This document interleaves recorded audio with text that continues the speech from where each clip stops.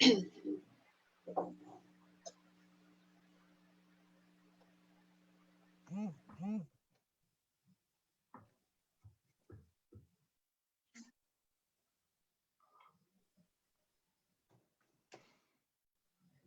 hello everyone, and welcome to the second episode of the Female Knights Roundtable Series 2020. I'd like to welcome our 5 panel knights, our producer Vespa, and of course you, our audience. I'm Duchess Sir Aleden Ian Faraday from the Kingdom of Lockhart, and I am your host today. So I explained last episode why I put this together, but my audio went a bit funny, so I just wanted to explain it again.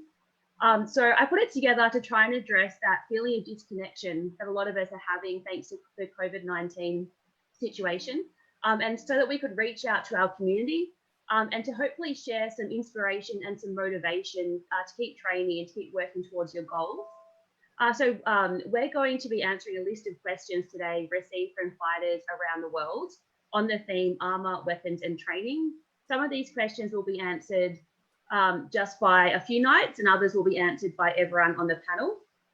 Vespa, our producer, will be taking questions from the Facebook live chat. So she'll just feed those directly into me, and then I'll ask them at an appropriate time. We won't have time to go through all of your questions. So if you don't hear an answer now, then we might get to it next week.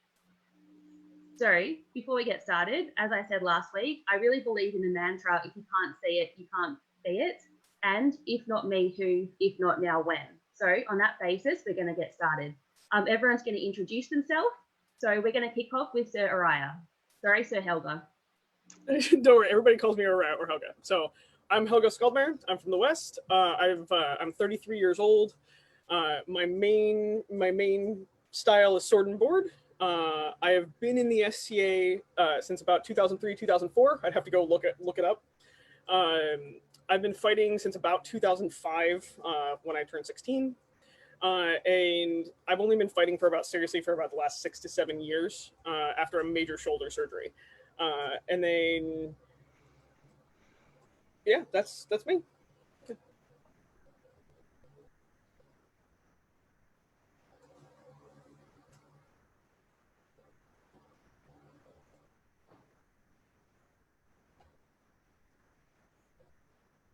I love that shield, by the way. It is my favorite shield. Back. Okay. Who's next? Guess that's me. All right.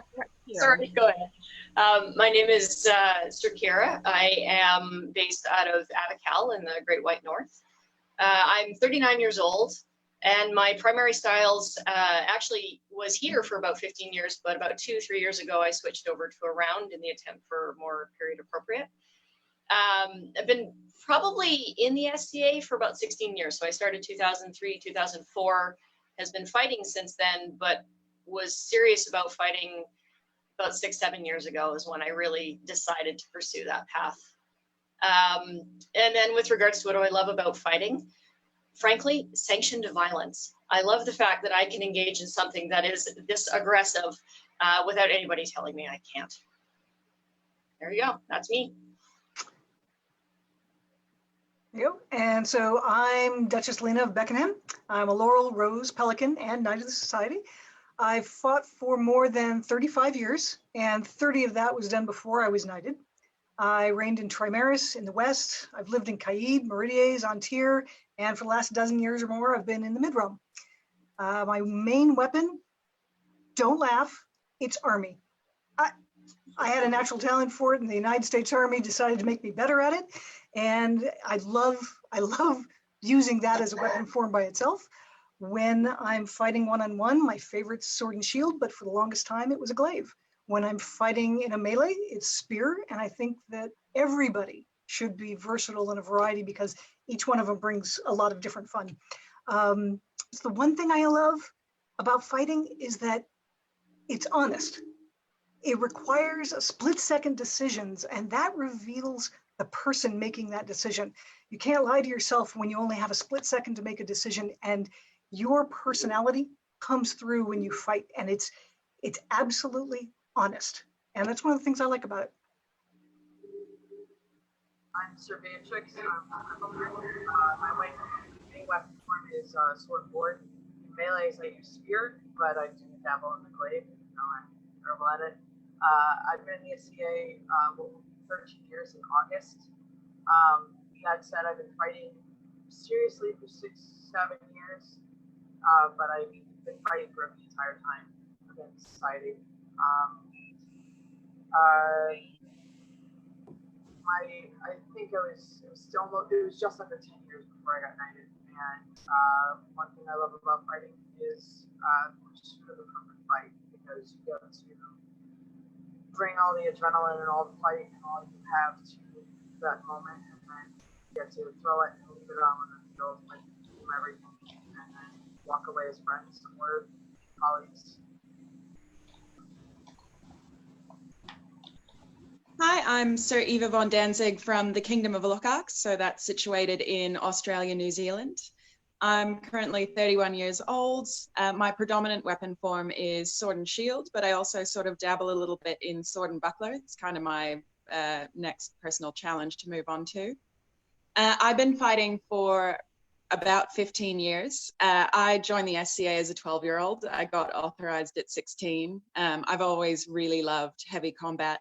And certainly the one thing that I really love about fighting is just the organic flow between two fighters. You know, you can work it really feeling that like a dance and embracing it and being just in the perfect place, firing the right shot at the right time. There's just no feeling like it. That's me.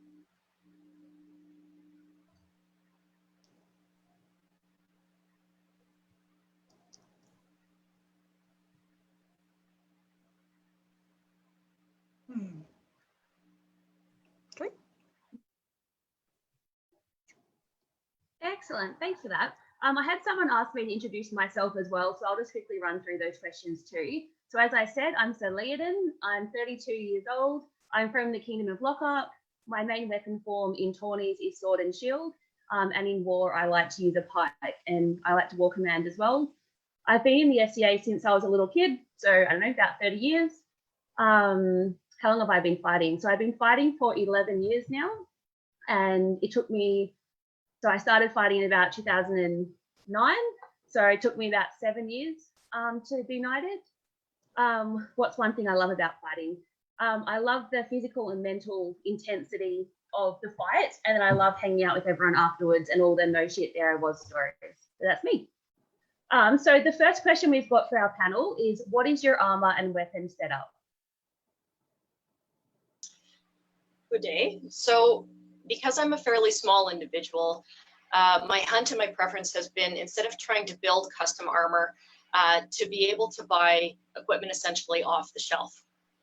So I prefer to fight in chain. As you see, I'm wearing the top portion of my armor. I then have my gorget and my helm, a set of very light archer arms that we have, very small, and then of course the leg equipment. So because we're in Canada, hockey is something that we have a lot of, and the equipment is actually very, very protective. So underneath this shirt, I actually started with a junior hockey shoulder protector, actually. But then I moved on to, when I started looking around, to motocross armor. And motocross, naturally, because I wanted something more period appropriate so that I could wear it underneath, but did not restrict my movement in any way, but provided protection to my ribs, my chest, my sternum, specifically, less concerned about my chest, like my boobs, and my shoulder points and the back. Motocross armor seems to do a lot of that, and no modifications are required. Very easy to maintain. For the legs, what I like to use is I have a custom built kidney belt that is essentially a straight leather that sits onto my hips. And then I use goalie knees. So these, again, is something you can buy off the shelf. You have a pre-fitted cop. And then the only thing I would recommend is padding, which is what I wear on my thighs. And then after that, it's a sword and shield. Pretty simple. I'm also a big fan of the rawhide covered swords, something I was introduced to a couple of years ago and have never turned back. So I went through everything that you could find off the shelf, from motocross armor to hockey armor to, and we tried all of it. Ultimately, what we wound up using was, this is a jack. It is literally a vest with armor plates that are custom fit to me. We're going to get into some questions a little later about how to fit around the chest. This is ABS plastic that is heated up in an oven at 200 degrees and form fitted to exactly your shape. That made a very close fitting armor jack that you could literally put any covering over, whether it was a tunic or a really fancy set of Germans like my armor or anything. But this was the base armor that was underneath it, and it's got kidney plates and back spine plates and everything you could possibly need custom fit to you, because your shape is drastically different than anybody else's. There seems to be more variety in a woman's shape than there is to most men. This was a great way to get around it. Likewise, the legs, because the legs are all unique as well. Again, it's the same ABS plastic that is form fitted to the leg. So a lot of times women will have a very tapered, heavy thigh, narrow at the knee. That takes care of it. And again, you can cover it with anything and make it look as period as you want. So that's how I use.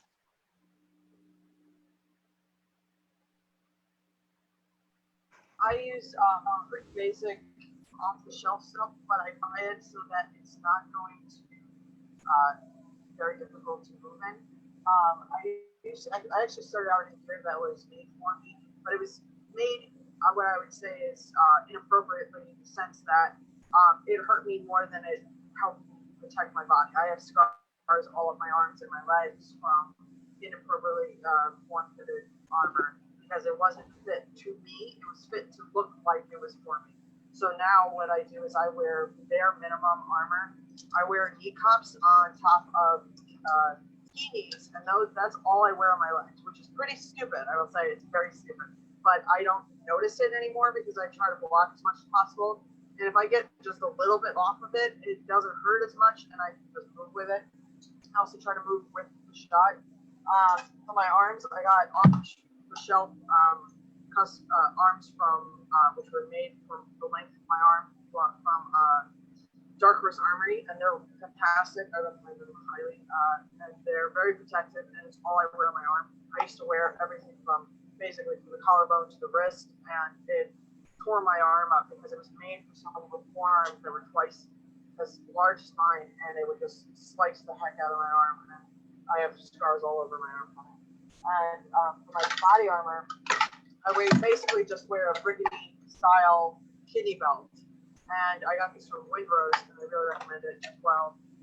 It covers everything from the right below the sternum plate to the top of the kidneys and the ribs, and it protects me, and it's legal. And if you want an extra piece of armor, that's its own thing. But for me, it's just enough. And I fight in tight, so it allows me to protect my chest with blocks. And my shield setup is basic heater, strapped heater, so it's like that. Sword is basic basket belt, form-fitted handle, and I bounce between two helmets. A simple open face bassinet and a closed face sugarloaf. And that's my setup.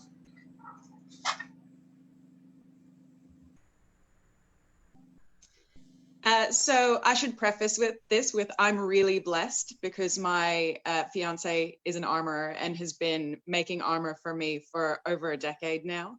But I have tried a huge range of different armor combinations. So everything from, really historical pieces to plastic breastplate with a kidney belt.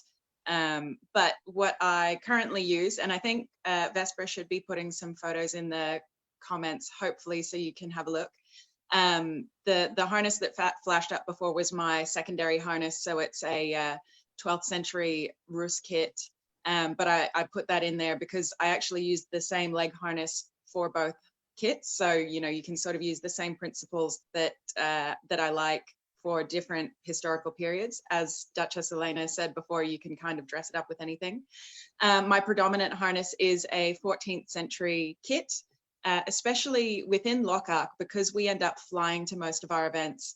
lightweight materials are a huge deal to be able to fly with my harness regularly, and mobility is really important for me. So I wear a simple Corazina top breastplate that basically covers to just below the rib cage. So I still have a lot of mobility. It used to have skirter plates attached to that, but I found that I didn't need that extra weight, and I didn't really need the extra coverage after a while. So I have high impact plastic over my hips that's actually just a couple of plates that are sewn into pockets inside of my arming jacket. And that pretty much covers my body. I have free floating pointed shoulders, just little caps that I wear over the shoulders, free floating elbows, vambrace. My legs are HDPE plastic as well, with a laced on knee cup. And I find that I can use that setup with multiple styles and cover them if I'm doing more of the early period stuff, or they're leather covered, so they look really good with my 14th century harness. I also wear hockey shin guards that I've leather covered and put rivets through, so they look appropriate with the 14th century harness, and they sort of anchor the knee in place so there's not a lot of movement.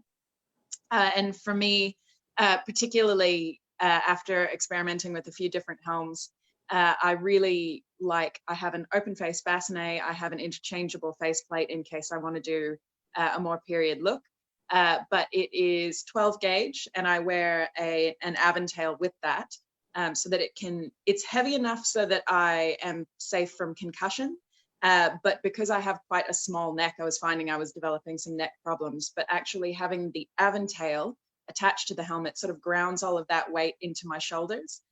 So it makes it a lot more comfortable for me and easier for long-term wear. And yeah, I pretty much have the same principle of the laced thighs to knees and a lot of floating protection pointed into an arming jacket. And I can sort of change out my styles with my, lucky for me, multiple helms and multiple pieces of armor. So my current setup, I just changed over from Lamellar, but this is, we'll go over my leg harness. I'm lazy, and I am a person with large thighs, lots of leg days. So I use, you can build it out of ABS plastic. It's actually out of Pickle Barrel. Pickle Barrel takes the shots a little better and they don't crack anywhere near as quick. But it's actually a lace plate set. What I wear on my body is, and it's just got a floating knee, like almost everybody else has mentioned.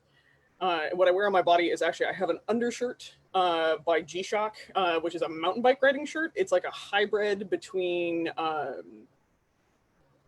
the stuff that was super popular with all the fighters for a while.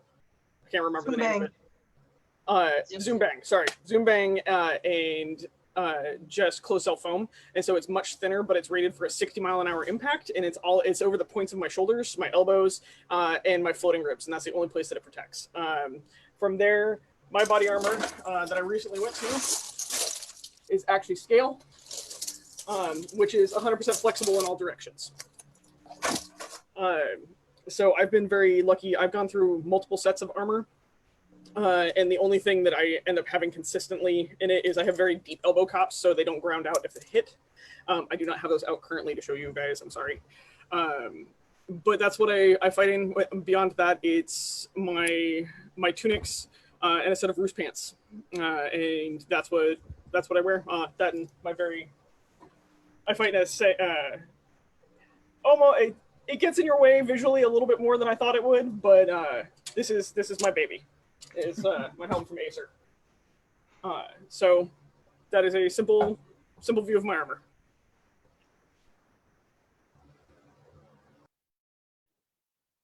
Thanks for that, Helga. All right, so our next question we've got from Carol Ann Smock Augusta in the Middle Kingdom, and her question is, do you fight differently than men based on anatomical, physiological, physical differences? For example, fighting right foot forward versus left, why or why not? So I would say, while everybody ultimately should be able to learn all styles, there are some that I've found that are naturally easier for many women first. And oddly, they're not the ones that are easiest for men. And so when we teach men, we're teaching what works for them, and that makes it a little more frustrating for women because it's not the easiest style for them to learn. So some of the advantages, it's important to figure out early what's actually going to work for you, what's going to generate power, what's going to give you flexibility. Almost any disadvantage can be overcome by altering the style just a little bit. And if you don't have upper arm strength, well, try fighting with a broken wing style. If you're shorter, try fighting inside the A range. If you want to get better control of hips and movement, consider working with a glaive. The whole concept is fight to the style that works for you. And when you have collected enough styles that work for you, fight the one that works best against your opponent. The one that when I fight a left-handed fighter, I'm going to fight him differently than when I fight a right-handed fighter. When I fight a tall fighter, I fight him differently than when I fight a shorter fighter. So yes, you're going to approach every single fighter differently. You have more ability to fight that fighter when you have more tricks in your basket to pull out and more styles to try against them. So I'm going to preface this a little bit with the fact that I'm 5'4" and about 130 pounds. So I am probably a third, or in some cases a half the size of a lot of the fighters that are out there. I've noticed that we really tend to focus on muscle mass, and I can't do that. I never will. So if there is going to be probably a big difference, is that I have to work more on technique, and I have to deal a lot more with physics, really, is what it boils down to. And this works male or female, frankly, across. If you're a smaller man, you're not also going to have necessarily the muscle strength to power through a lot of shots. So what ends up happening specifically is I don't have the muscles to cheat my shots. So my success sometimes suffers simply for the fact that whereas a comparable fighter who may have more strength than me may be able to push a shot through bad technique, I don't.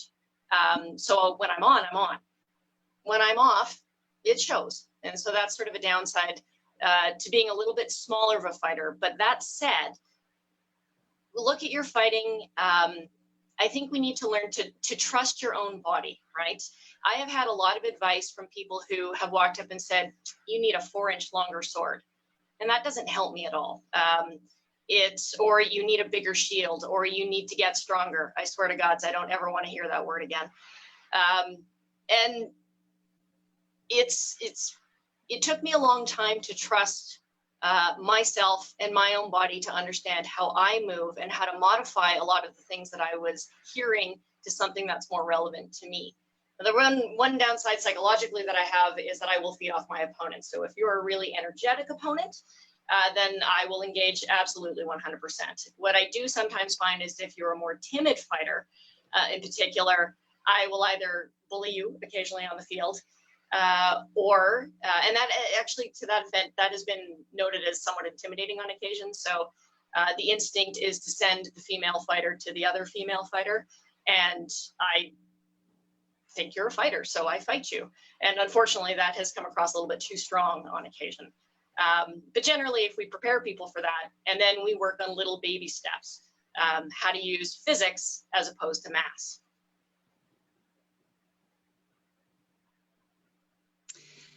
So I wouldn't say that I do anything in particular differently in regards to my gender. This is going to be discussed a lot later, I know, but I do subscribe to the belief that we should really train for physique rather than gender. And there's a lot of reasons for this. In my experience, power generation was a big deal for me early on, and all of my teachers were men. So the things that they were telling me to do worked. After a while, I got a feel for it. I managed to get a really big knowledge base on, different techniques on how to, get a little bit more into my shots. And that was pretty much the first half of my fighting career, was just wanting to consistently power things. I'm 5'8". I've gone through multiple weight ranges. Right now I'm 85 kilos, but I've gone down to about 69 kilos. But in my kingdom, generally everybody I fight is bigger than me. Certainly at my local training, they're all bigger guys. But something that I did notice as I began to train others is we had a lot of smaller physiqued men that also didn't have a lot of upper body strength, and they had the same challenges that I had when I first started out. So realistically, when we look at it as well, the SCA, because we don't have weight classes, has a huge range of all different body types and lots of extreme body types as well. We have extremely tall people, extremely short people, bigger people, smaller people. So to sort of define based on gender alone is kind of counterintuitive, because we all have our different challenges. Everyone is a little bit different. And certainly there are lots of issues that other women have had that I didn't necessarily experience. So I really do believe that as a smaller fighter, we have to focus up on perfecting our technique early on. As Sir Kira said, you know, we can't cheat anything because we don't necessarily have the same upper body strength. But I firmly believe that every fighter should be fighting with good technique, because it's you know, it preserves the body.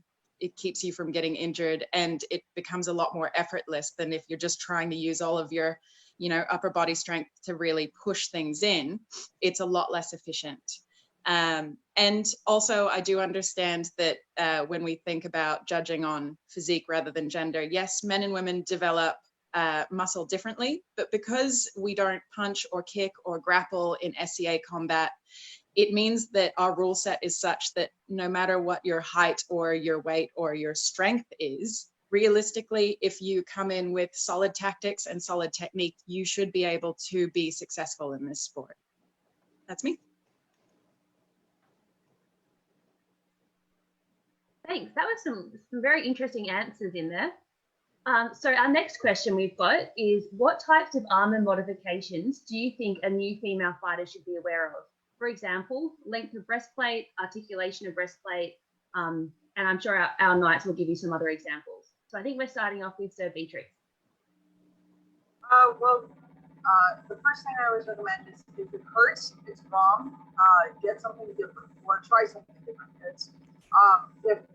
For example, I had very long band braces when I first started for a floating elbow, and it worked fine, but for whatever reason, I was like, it always hurts when I do this. And I throw that offside shot, and they would tell me, oh, it's because you're doing it wrong.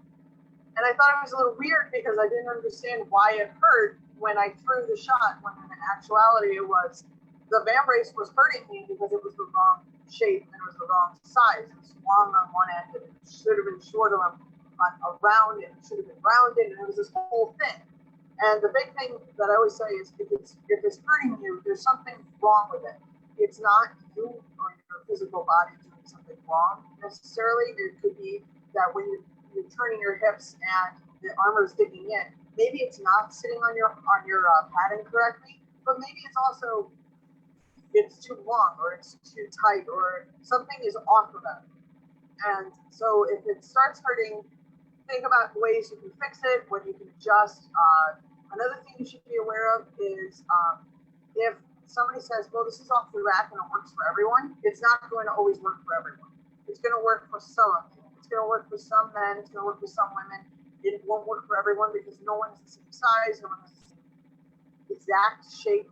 Because there could be that, you know, little bit of your arm is slightly longer than what the band brace is made for, and in doing that, it's not protecting your wrist bone. So maybe you need better.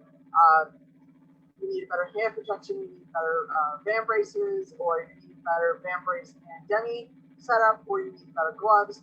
It's whatever's not working. If it's hurting you, don't do it, change it up, or try something new. Another thing I think that is important is just because it's how everyone else is doing it doesn't necessarily mean it's right for you. Again, try new things, try padding, try longer band braces, shorter band braces, different sorts. Experiment, that's what practice is for, and melees are, and events are for trying it out.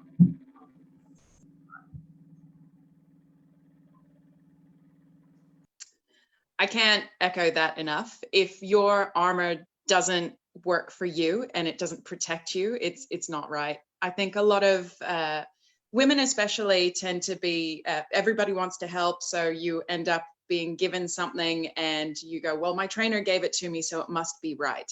And to be honest, if your armor is hurting you, if it's not working for you, it's not right. Your armor should work for you and protect you.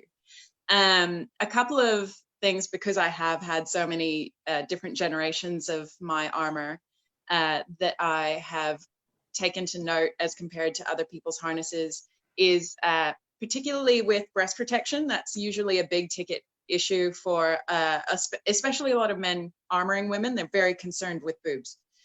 So one of the things to take into account is that the later period style of armor, so 14th and 15th century breastplates were domed.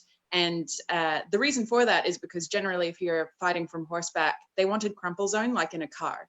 So one of the things that I've found, and certainly watching Felix make armor, is that the domed shape of a 14th century or 15th century breastplate will fit breasts naturally. So you don't have to particularly make anything that is particularly boob shaped. And if you like that style of armor, that's a really good option to take. So actually having a domed breastplate, I've seen a lot of people do early period harnesses as well that are nicely tailored, but some of these ladies can tell you a lot more about that than me. And the other thing with the breastplate is to tailor for mobility. So mobility is a huge issue for me. I want to be able to move in all sorts of directions comfortably in my armor. And armor can be comfortable, and that's a really big note as well. So one of the things that I usually encourage is to make sure that you have some mobility at the waist. Your cuirass or chest armor doesn't have to extend so far down that it goes all the way down to your hips. And if you do have a style that you want to cover your entire torso, make sure that it is mobile at the waist so that you're not just in a solid tube. So like I said, for me, my breastplate, which is also aircraft grade aluminium, so it's really light, covers just below the kidneys and short ribs as it needs to. And then I have free floating hip protection because I wanted that to be separate, but I still really needed that as a shorter person. I found that getting hit in the hips and shoulders was really debilitating. So you can armor those things separately. Groin protection is another one that a lot of people ask about. Shock Doctor make a female groin protector that works really well. It keeps your mobility up. One of the things I would say is that be aware that a lot of people think that the pubic bone area, which is what the groin protection needs to cover, is a lot bigger than it actually is. You don't have to cover your entire hip structure with your groin protection. That's going to limit your mobility. Certainly wear whatever is going to make you feel safe, but know that if you laden yourself down with immobile armor, you will probably end up getting hurt a little bit more because you're not able to defend yourself as well. And then finally, I mentioned it before, hip and shoulder armor for shorter fighters. Getting hit in those shoulders, especially because those are the areas you don't have a lot of meat over. And I've been hit in the shoulder before and in the hip and, sort of disabled your leg for 2 seconds and it'll put you out. So whatever gets hit that's going to stop you from fighting needs to be armored, because the more you can fight, the better you're going to get, and you should never really get hurt. All right, so I actually threw this on as an example of some of the stuff that you can do. I'm going to echo everything that they said. The points are very on. So I've got a couple actual things that, remember, it doesn't have to be perfect to be fighting. That's actually one of the things that I see a lot of females fall into a trap of, and actually newer fighters, is that their armor has to be perfect before they can go fight. Go play in your armor. The best thing I can tell you about building armor is go play in it. I've had a dozen different suits. Even while I was a super poor college student, I would tear it apart and rebuild it constantly until it fit. And so that's one of the things, is always play with building your armor. The second one is armor yourself to your bend points. So one of the things that you can do is actually go get a shirt that is relatively tight and a friend, and bend over and mark where your waist is, where you bend. Move your arms around and mark the arm's eyes where your actual movement is, because then you can cut your armor to fit where your motion is, versus building a whole set of armor and then having to tear it apart and redo it. There's a couple cheats. Is basically armor yourself in a t-shirt go bend around and figure out where the wear points are so you can then tailor your armor to fit you. The other thing that Eva brought this up is, as a shorter fighter, please take the extra time to cover your shoulders and cover your hit points, because you are going to get hammered in those. And that is the quickest way to lead to permanent injury, is breaking a joint in our sport. So I'm reading my notes real quick. So a leg harness, there's a lot of things, and I've seen this in guys and women, is the leg harness has to be is actually one of the most flexible parts, especially starting fighting. You will find that you put a lot of leg on really quick, or at least that was my experience. Other people may not have experienced that. And so I had to adaptively build my leg armor to deal with the muscle that I put on, which is the reason why I have the slats to this day. Like, I can fold this all the way down, but these slats are 1.5 inches wide. So it'll deal with flex while I fight. I'm going to stand up so I can show you this real quick, because there was a question that came in on it. So this is my scale. My scale has every bend point possible, which is the reason why I fight in it. I can tie my shoes in it. I can run around it, and I can ride my horse in it. And the reason why for this is I hate being bound up in my armor. And so I scaled down my armor until I wasn't bound anymore. And so that's something that you will need to find out over time, of what you like out of your rig, but play. Always play, and never be afraid to rebuild something because it doesn't fit you. So first thing to reiterate over and over and over again, if it hurts, change it. And sometimes we don't know that it's actually the armor hurting us. For the longest time, I would get a bruise on my wrist, and I didn't understand that that was because my basket hilt was in the wrong spot. And in order to hit blade on, I was smashing the back of my wrist. So if you consistently get a bruise in a particular place, whether it's under your arm, by the way, the bruise that shows up right here is because your body armor is too long, and every time you move, it's shoving it up into your armpit. So whatever it is, if there's a consistent bruise that you're getting, it's probably your armor. Start looking for what it is that's causing that particular problem. So most common things for most women, not everybody, is a shorter body, longer legs. The legs may need tapering a little bit more. The basket hilt may need rotating. You'll notice that most of us have a floating knee cup, and that's because a woman has, believe it or not, a fat pad right above her knee that when she kneels down, articulated knees will pinch that fat pad and you get a bruise in the knee. So the floating knee prevents that from happening. The key thing is, if you're consistently getting a bruise when you fight, look at your armor, not your opponent.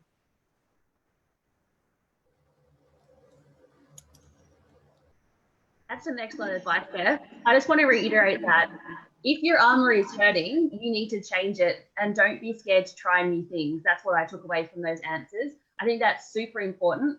If someone's made you armor, you don't have to wear it if it hurts you. Just say, thanks very much. It doesn't work for me. Can we try Mark II, please? Yes, very important. So our next question is, my armor squishes my boobs and it can be really uncomfortable after a while. How have you found a way to alleviate that problem? Before we flick over, I just wanted to quickly show, this is what plastic boobs look like. They're not very expensive. They go under a gambeson. I recommend them. They're really good. So we've got Sir Helga up. So the one thing that I'm going to do a weird PSA here. If you bind your chest to fight, so I'm a possibly TMI. I have double D boobs. I am about 46 inches around, and then I drop to a 36-inch rib cage. So there is a lot of difference in just a couple inches of rise in my armor. And so if you bind your chest, so if you actually like bind to like flatten your chest, please make sure that you're doing correct binding techniques so you're not actually causing yourself circulatory damage. Go learn, there's plenty of YouTubes on it. For a while, I actually did bind my chest fighting because it was just easier than trying to find armor that fit when I was doing loner armor. So for now though, to fit your armor to your chest, and I'll go into a little bit more detail about this breastplate and why I fight in this. But also the plastic boobs that were just recommended. I've fought in them. They're delightful. When I fight in just my weight belt, I throw those on too, because I really don't like getting hit in these landing pads. But if your armor is squishing your boobs, likely you are too vertical in your construction. So we see this very, very commonly when building lamellar, is because lamellar gets built as a tube, like all the way up and down. You can actually add in bands of leather to increase or decrease the amount of plates that you have in it. So you can right at your bend point underneath your boobs, you can put a band of leather in and then build your next row to fit or start to compensate for having breasts. The other thing that I do with mine is you can notice actually in all my armor, my arm's eye is cut in very far and very deep. Because that way I can just move my armor around and kind of readjust myself physically in my rig. If like it's squishing a little bit, you should build your space to fit your chest. Do not think that you can just build a tube and then stick double D's in it or large breasts. It's not going to work. Also, I highly recommend a proper sports bra when fighting. You'll find that it'll actually help support because it's basically like jogging. If you're not wearing a jogging level sports bra and your armor is too tight, you're going to get really, really sore. I have a couple build folders on my Facebook page that you're welcome to go look at. There's some lamellar builds and there's a plastic breast piece build in there. And I will field any questions after this. I'm happy to go over it in more detail on how to fit to having a chest while also not then sitting in a bell. So it was kind of funny when we were deciding this question. A lot of female knights are, well, I'm not that well endowed. Well, Helga was sharing a lot of information about her size and shape. I have a very hourglass figure myself. And as a result, my waist is significantly less than my chest. For me, the solution was that ABS plastic, which is form fitted to me and could actually deal with getting a shape that was for me. What the problem that we have with most armorers, what most women have with most armorers, is that most male armorers are looking at a woman's shape and going, oh, her chest is completely different. And so they think that there has to be some sort of magical construction associated to this. The reality is she's moved around her chest her entire life. It's not a problem for her just because the male armorer doesn't know how to move around the gal's chest. It is a problem for him. So the answer, if your chest protection is hurting you, it's time to change it to your physique, not the standard off-the-shelf male armor.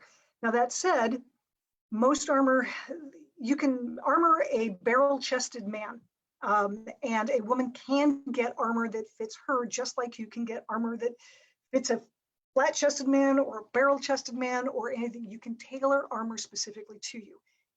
Go back to the original statement that we all had about armor. If it's uncomfortable, it's time to change it. There are options. Scale, the ABS formed plastic, the first thing that Vesper showed you, which was the plastic cups, all of that is viable. But again, if it's uncomfortable, time to change it. Thanks for that. All right, so that was the last question we had on armor. Now we're moving on to weapons. So the question we've got is, how have you experimented with building weapons and shields so they are comfortable for you? That comes from Emma Hatfield. All right, so I'm going to probably touch on 3 points here. I'll start with my sword, actually. So one thing that a lot of women will deal with, a lot of shorter fighters, period, will deal with, is that we're short. And your sword is not going to compensate for you being short. So to that extent, I treat this weapon essentially as a whip. Now, to make a whip for me work very effectively, you don't want to, essentially, you want to make sure that you're not putting undue stress on very small muscle groups. So for me, I have to watch essentially my forearms, my wrists, and my elbows, right? So when dealing with a sword, my preference, ideally, is that when my sword is properly balanced for me, if I can get this to work, its balance point is actually right about here. And this allows this sword that once I set it in motion will rotate around that particular point and basically deliver all of the force I'm putting into it with virtually no effort from my arm. So if you've ended up with a very tip-heavy sword for whatever reason, what you're going to find is control is going to be very difficult. shot precision is going to be actually a lot harder. This is from my experience. And if you're suffering from power generation problems, a lot of times I've found moving that balance point back to essentially just above my fist, it has given me a lot more control.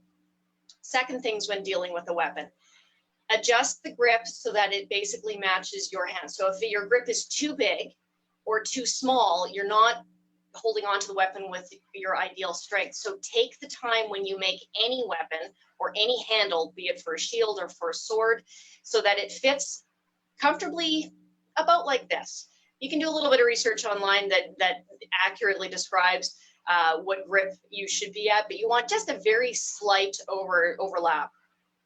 And then the last thing, because I will block a lot with my sword, and that brings a lot of shock, and I was having some problems with this elbow as a result of that. You can't see it in here, but I've taken, if you have access to tennis, I don't know what you would call it. It's a tennis wrap, essentially, that they put on their handles, and it's meant to reduce impact. And those two things, between balancing my sword back and having an impact layer basically on the handle itself, has gone a long way to preserving this arm once you're dealing beyond with technique. To move on to shields, first and foremost, I fought with a heater for a lot of years, and there's sort of an initial way to set your hang. You find your heater, you let it hang, and usually that line from top to bottom is sort of the first place to start. I found that moving not the hand up here, but this portion, even an inch, either in or out, depending on what, again, was most comfortable for you, went a long way from this being fatiguing and I would burn out in a fight, to slightly down by an inch, to being able to fight for hours without any issue. Dealing with a round shield, which is what I fight with now, it's important, again, to have that grip so that it's, again, of comfortable size. So if you have an old sword, for example, work with that grip. You might be able to sacrifice it. The other option is that when this shield, if I grip it loosely, it stays up and down. It doesn't tip forward. It doesn't tip back. So if you let it tip forward, you'll find that it starts to put an enormous amount of stress on this muscle. If you feel that, stop. And this goes back to the issue of you'll often hear, just get stronger. This shield is 1/4 inch. I admit that. So what I sacrificed in durability, I make up for in the fact that this weapon is light enough, the shield is light enough for me to manipulate without burning out my joints. I'm not going to get much stronger, so I have to accommodate my size. I had another point that I was going to go with that, but I forgot what it was. So there you go. That's stuff that I've worked out for myself. So for me, I have used a huge range of different styles of swords and shields and all sorts of stuff. So what I currently use as a sword and what I recommend is essentially the standard sword length, which is 36 inches. And then you can either lengthen out or shorten that as you feel you need and as you feel is comfortable. Can I just say, I really want to fight Kira, because everything she was saying, I was like, yeah, that's right on, like amazing. So I actually use as light a sword as I can get away with, because I'm using a lot of body technique to generate my power, with a lot of tip acceleration techniques as well. And those are harder to do if you have a really tip heavy or weighted sword. I use a plastic basket hilt. Again, the balance point is about a hand's width out from the hilt for me. I find that is very manageable when it comes to redirecting my shots and controlling the weapon. I know that some people have been given heavier swords specifically to teach them more of a power generation mechanic, so that you can feel the drag in the weapon as you develop using, I've forgotten my word. Basically using momentum to drive those shots. So that is something that can be a training tool, but I wouldn't recommend it as your predominant weapon long-term, simply because it does become cumbersome and hard to control. I I think you should play with a balance and a sword. Again, that's going to work for you, but that's my recommendation. Nice light weapon, good length. Especially shorter fighters tend to be given fairly short swords because they're told they need that to be able to fight in an in-close range. But you don't necessarily need that. It sort of sticks you right needing the fight toe-to-toe, which can be dangerous for shorter combatants, which I'll talk about more later. In terms of shield, I experimented with a lot of strap shields. For me, I've moved on to a center grip heater. And for me, this was less of an ergonomic choice and a little bit more of a tactical choice, because I find that the line and defense that I get from a center grip shield, the defense is all in front of me rather than strapped asymmetrically to my side. And I prefer the feeling of having that control of defense in front of me that I can move and block the quarters that I need to. And it allows me to have a better control over the angles from taller fighters because of that. Because I'm not hinging off of my elbow, I'm able to put the defense in the way of the shots that are coming forward towards me. And then finally, I know that this will vary from kingdom to kingdom. Shield size and shield type very much will be different depending on where you are located. I have tried bigger strap shields before. For me, that actually mentally played with my game a little bit, because what I would find is with a smaller shield, my shield is actually torso size, so shoulder to shoulder, neck to groin. I find that that allows me enough of a comfortable defense, but I still have to move the shield in the way of the shot, which keeps me in the fight mentally. It makes it so that I feel like I'm actually doing something and I'm active in the moment, as opposed to when I tried a bigger strapped heater, I actually wore a lot of shots on the shield that I wasn't necessarily blocking, but people just lay into that shield as hard as they can to try and break my defense. And that emotionally made me worry more, because I was thinking, what's going to happen when this hits me physically? And I just don't prefer that style personally. I like to be active. I like to feel like I'm in control.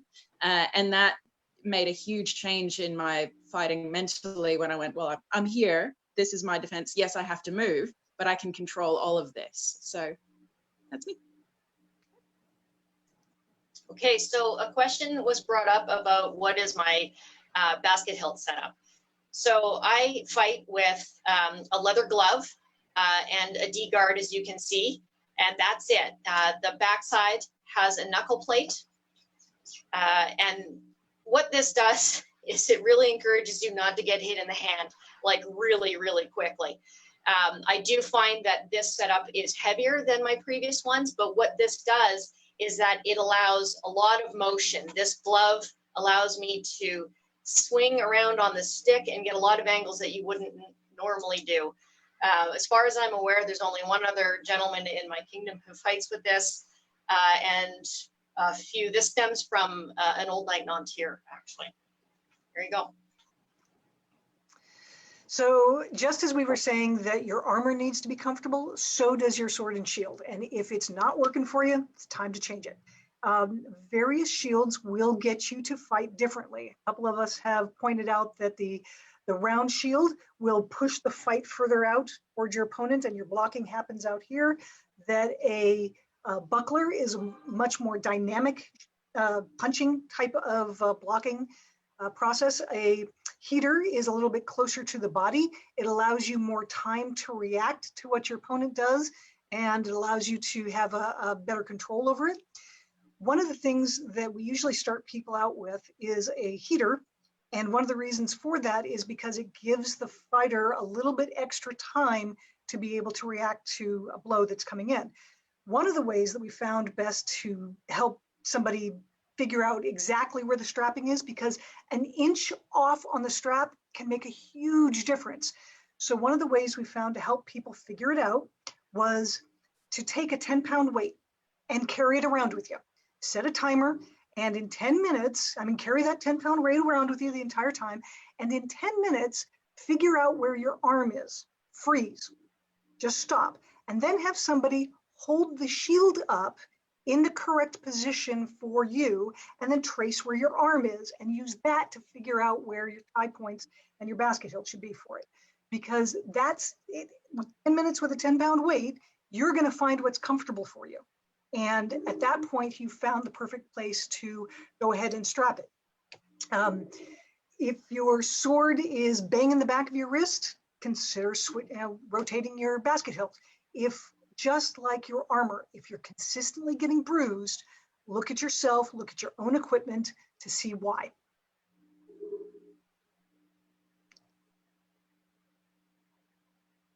All right, so we're coming back to me real quick so I can respond to a comment that was made in the live feed. It wasn't a question, and so please bear with me as I respond. The comment was made of practice with a heavier stick and then fight with a lighter stick. And I'm just going to put my little flag in the ground for a moment and say that that is a very dangerous and bad training practice. You should be practicing and training with what you're going to fight with because your muscle memory will respond to that. So if you are doing nothing but your practice with a heavier stick and then trying to go use a lighter stick in tournament, you're going to start overthrowing, overcranking your blows, and you're not actually training good mechanics. If you are doing slow work with a heavier object, for muscle building, that's okay, but please avoid training with one set of tools and then applying a second set of tools. This is not actually going to set you up for success in fighting. It's actually probably going to lead to a more damaging experience when you start speeding up your fight. I wanted to echo that as well because I brought up the heavier sword. I should completely just confirm people use it as a training tool for a period of time. Don't, as Helga said, swap in and out from the same weapon. I would again say that I've moved on from that period, learned what I needed to from that. And at this point, I'm using the lightest weapon I can consistently power with because it has a lot more control. So different things for different people for different times. But yeah, don't use one to train and then one in tournament because you won't find a consistent effect from that weapon. Excellent. All right. One thing I wanted to reiterate from some of those answers too was that if you're going to use a center grip shield, you need to make sure that your handle is shaved down so that you can properly move your hand around it. If it's too heavy and you're holding it like that, it's really bad for your wrist. It's uncomfortable and you can't get that really quick motion that you need. So make sure that that handle does actually fit your hand. All right. So moving on to our next question. It's a bit of a longer one, so bear with me. This is the question from Tracy Hockett and Siobhan from Atlantia. I've heard many male fighters say they believe that training for stature and build is the same for men and women. Given that science says that a man and woman of the same height and weight are not equal, particularly in muscle mass and distribution, that seems illogical.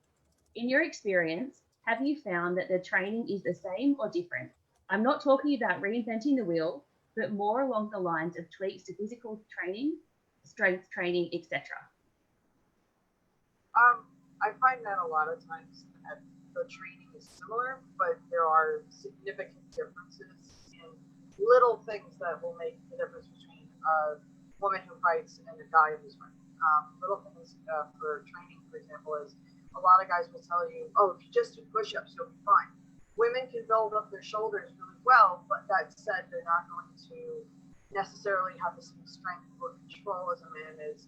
I could do 1,000 sit-ups, and at the same time, I could do 1,000 push-ups, and I might not have the same muscle mass. But for me, my core might be where I'm getting more of my strength than for a guy who can arm a shot the same fight, and we might be equally as good in the sense of where we stand in a tournament, but maybe he's going to get there first because he's able to land one or extra shot because the last shot he threw was an arm shot because he happened to build a slightly stronger upper body. That doesn't necessarily mean he's going to win that fight necessarily every time because he trained his shoulders to be stronger. It's a full body thing. And for me, it was a lot of things like I loved doing high intensity interval workouts because they were great for building up my endurance and my speed, but they weren't necessarily the best thing for all of my shots. I was faster, but I wasn't necessarily powering my shots correctly because I wasn't training those muscles. When I trained those muscles in practice with some men that I was constantly training with, they could do 100 sit-ups and 100 push-ups in 2 weeks, and then they're kicking my ass up and down the field. And it's not because I was unable to do those things. It was that they were able to build muscle memory and the technique in ways that I wasn't able to, because my physiological differences made me unable to build the same. I'm battling here, trying to find the right word, but it's trying to find the right system for my body to do the things I needed it to do. And I had to train specific things a little harder, and other things that came very naturally to me, they had to learn over months and months of time. I control Molinet without really thinking about it, and it took me like 3 years to teach one person to do it. And it wasn't because that person wasn't able to. It was not a motion that he could get down. And it's tweaking the training you do with your little crew that you're running with to do the things that feel good for them, and training them to then build on that to build new skill sets. I'm not sure if I answered the question appropriately, but I think that a lot of it is building on what comes naturally to the individual, as well as what's important to building the skill sets in the game and our fighting styles to help us manage our techniques. I don't know if I got there, but. Okay, so I believe that the training between men and women is radically different, but it's the training versus teaching. If I fight in a particular way, I can teach you to fight like I fight, or I can train you to fight the best way possible for you to fight. And that's going to require different training. Oftentimes, there are large categories that most women will do better learning this set of styles and techniques first, and most men will learn this style or techniques first, but it really depends on the individual and what works for the individual. And that's where you want a trainer, not necessarily teacher, unless the teacher has nearly identical physique to you. So when I was in the Army in basic training, I had a drill sergeant who figured out, and it was against the book, but he figured out that women, when they held pugil stick differently and they had a slightly different stance and they moved slightly differently, that they were significantly better than if they did it by the book. And so he taught his female recruits slightly different than he taught his male recruits. And when it came to competition, the women were significantly better and then the women who had been taught the traditional manner, and oftentimes they were better than the guys. So they were discovering, it's like, okay, she moves differently, let's use it based on her. And that was actually where I started to examine the differences between what works for an individual and what works for, everybody else. It's not one size fits all.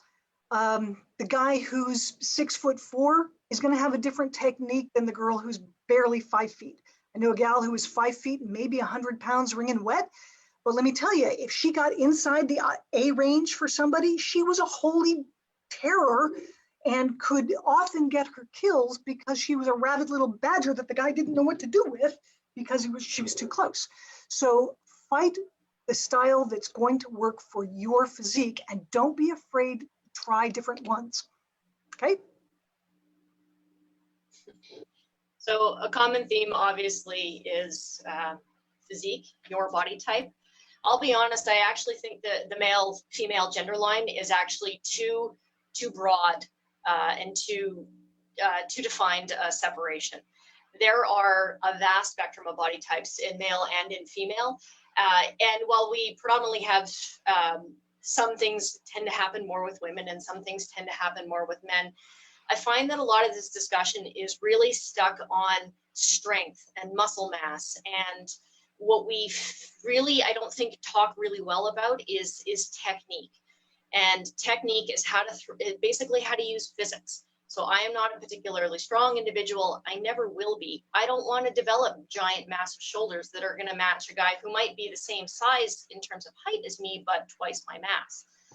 I'd like to see the discussion actually move more into, so if you're training somebody, or I'm trying to work with somebody, that it end up being a dialogue back and forth. So I might move a little bit differently than you do. So again, listen to your body. And instead of having an individual or you coming up to an individual and tell them what they need to do, have the discussion of how did that shot feel? You know, work sounds a little touchy-feely. I know, I understand how that, what that sounds like.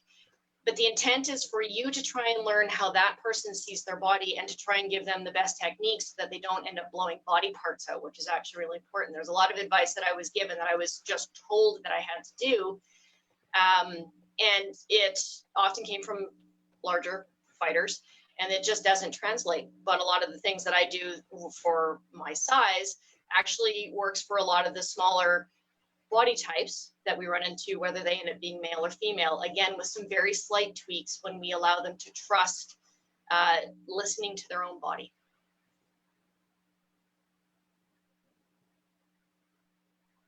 Thanks for that. All right, the next one we've got is from Megan Owens, and the question is, what techniques do you recommend for a tiny female? My knight is tiny like myself, but he is built strength-wise. I always have trouble with people calling good shots light. I've been focused on footwork, but that only takes me so far. All right, so anybody who knows me has probably heard this before, but I will say boots over knees.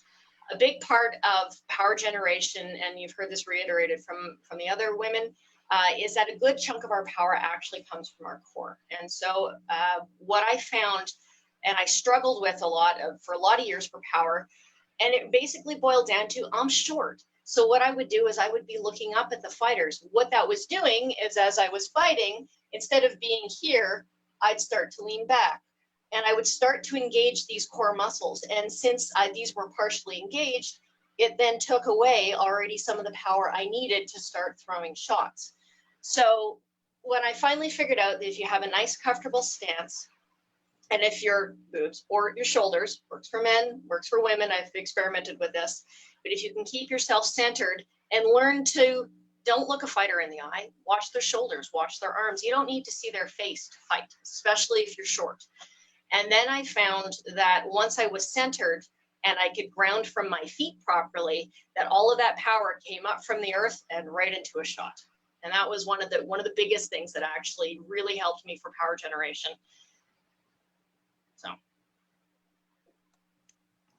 So this one I've looked at for a long time, because without actually being able to see the individual asking the question and check out what they're doing, there's like a huge range of stuff. So I'm sorry if I do babble just a little bit, but I've got two different prongs that I want to talk about in regards to this. And the first is technical. So one thing that I would encourage you to do is self-analyze your technique as much as possible. So maybe film yourself fighting, or really take note of what was happening when you delivered a blow that you felt that didn't deliver enough power. And just go through a mental checklist of, of everything you can think of in terms of your basic technique for power generation. So I know personally when I've been in a fight and something didn't quite land right, I'm thinking to myself, power generation is really the body working in unison. And there's a lot of little small mechanical things that you can adjust to really tighten that up and refine it. So I would think to myself, how are my feet? Were both feet on the ground when I delivered that shot? If I was jumping through the air or I had one foot up in a step, quite likely I wasn't prepared and I'm going to rob myself of a little bit of power.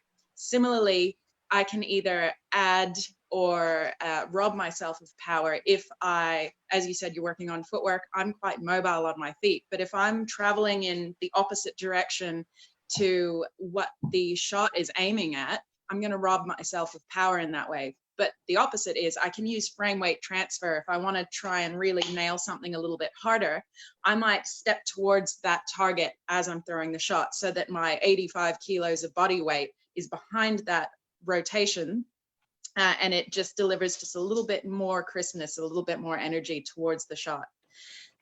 Similarly, I would check and see if my shoulder and my core were rotating together. It's really the whole torso in the rotation, and if they're not linked, you could be robbing a little bit of power there as well. I might check where my back foot is located. I tend to take more of a boxer style of guard, so I'm not very linear in the body. I have my hip and shoulder back, but generally my feet are a little bit more square. If you have that back foot really far back or canted really far at a 90-degree angle, you can bind your hips so that you're not really able to cut through your target as easily, and that's going to drain power as well. So can I comfortably rotate? Are my hip and shoulder aligned when I'm throwing that shot? You can also do things like check your returns. Are you returning your weapon in a way that is supplying power on the next shot? A lot of people have issues not necessarily throwing the first shot with power, but they drain on the second and third. And part of that is going to be checking those little things and seeing if your body is working in unison and you're building that power from the ground up. Another thing you can try is particularly checking your guard. And if you feel weak in your opening guard, this will be a stylistic choice again. It depends on your kingdom. Everyone has a different style. But if you feel weak in your guard, there's a good chance you're going to have trouble supplying power from that position. So play around with your sword position, see if you can try and become a little bit more efficient, because in the end, if you practice everything, get everything aligned, you should be able to efficiently deliver force. And then the second prong of thinking is a bit of a tactical shift. So as a shorter combatant, one of the things that I practice is to control the range and line in the fight. So even though you might find that your optimal power spot is close, you don't have to stay in close and fight toe-to-toe with your opponent. And in fact, I've found that the closer I am to my opponent, the more vulnerable my back and my shoulders and the back of my head become. And I don't want to stay there. So one of the things that I think about is I like to fight more from the longer or mid-range, and I sort of create my moment to come in and get into a closer range. But when I'm there, I don't stay there. So I know it means that your taller opponent will probably have initiative on you to throw the first shot. However, if you already know this, so that's a benefit, anything that you know you can use. However, when I'm at range, I have more time and vision to see what's coming at me, and my defense is actually more efficient at range than when I come in closer. Suddenly the back of my head becomes more and more attainable for my taller opponents. So I start out at range. I immediately try to get off of my opponent's center line. I don't want to be stuck toe-to-toe with them because that is very bad for me. And then one of the things that I quite often will do is I actually will either come in behind a threat or behind a block. So I block the initial shot, come through, get off the center line, and that gives me easier access to targets on my opponent's obliques. And that means that I can get into a nice, comfortable, closer range that I know I can deliver power from. And again, if I'm in that position and I'm doing well, I'll keep it going as long as I can. But always remember, as a smaller fighter, you do not have to stay in a position that's bad for you. So for me, once I feel like I've lost control of the situation, I will disengage, get out of range, and then I will do it again. It's a little bit like guerrilla warfare. You don't have to try and go toe-to-toe and slug it out with a big dude. You come in, control the line, get off their center line, throw something that they have to respond to and they have to move, and then that will ultimately give you more opportunities to be able to kill them. And then once you feel like you've lost control of that situation, you can get out, because the person who wins a fight isn't necessarily the greatest swordsman. It's the person who stays perfect for longest in the fight. So that's my thoughts. I would only add one thing that I try to do every time I fight is I try to get my advantage. And as was previously said, I'm going to get into a range where I have the best chance of success. And one of my favorite places to be is in the A range. So I sit in the mid range into the beginning of the close range. And the reason I do that is I try to take, if my opponent has height on me, which is most people, I take their legs away. And the reason I do that is then now they're my size or I'm taller. And now I have the advantage and they can't run away from me and they can't get their range again. And they can't get the opportunity to get the drop on me. And if they do get my leg and I end up being close, I'm okay with that. It's one thing that I practice a lot because I get legged all the time. And it's one of those unfortunate fates. When I end up legged, all I'm doing at this point is I'm really concerned about hipping up. And I'm just trying to keep in tight and get to, if I have to get in tight and I can get my elbows between them and their shield, I'm controlling that distance and I can get in tight and I can throw those, for lack of a better word, punches into the tight corners that I have an advantage in because I'm smaller. I'm used to fighting over my tits, as it were, and get the shots where I need them to be. And when I have an opponent who's taller and is used to keeping that range away, if I take that advantage away, then I'm in control of the fight. And that's where I want to be every single time. If I can be, I'm going to take it. And I'm going to take every opportunity to take the advantage away from them and get into my comfort zone. And so, yeah, that's my thought. So sorry to jump in again, but everybody brings up some really good points here. Running away is a perfectly legitimate strategy. I use it often. Up or downside to being a fairly small fighter is that it's a very high energy fight. I will get in and I will get out. I have no choice. The other thing to really definitely consider is look at your body as a holistic approach and not just your hips or your arms, but a lot of your power will also come from your feet. So if think about as you're trying to throw shots and as you're trying to get in and get out, think of how you're standing on your feet and how you're moving. So I tend to prefer to be about 60% onto the balls of my feet. And I find that that gives me an ability, it's definitely a rough horse stance, to be able to change direction quite quickly. The instant you've crossed your feet, that's usually when things go really badly for me and I've got myself into a corner. Circles are also a really good thing to keep in mind. One thing with regards to dealing with your weapon, if you find that you are trying to punch somebody or power through, if this grip is tight, you're going to severely hinder your shot, how it flows and how it carries through. So you want a light grip. A lot of times when I'm fighting, it will start, I will throw a shot and it will go. And as I carry through, I'm actually catching the stick on the back two fingers, right? So it's okay to have a nice loose grip, and that'll help you flow through the shot. It'll make you commit to the shot. And oftentimes you'll find that you'll land with really good success. All right, I'm done.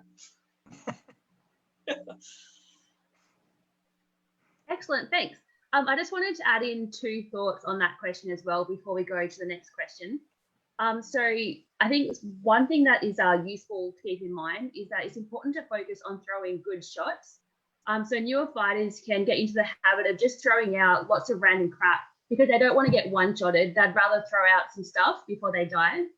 But if you can get into a fight and focus on throwing a few well-targeted, well-powered shots, that will serve you much better.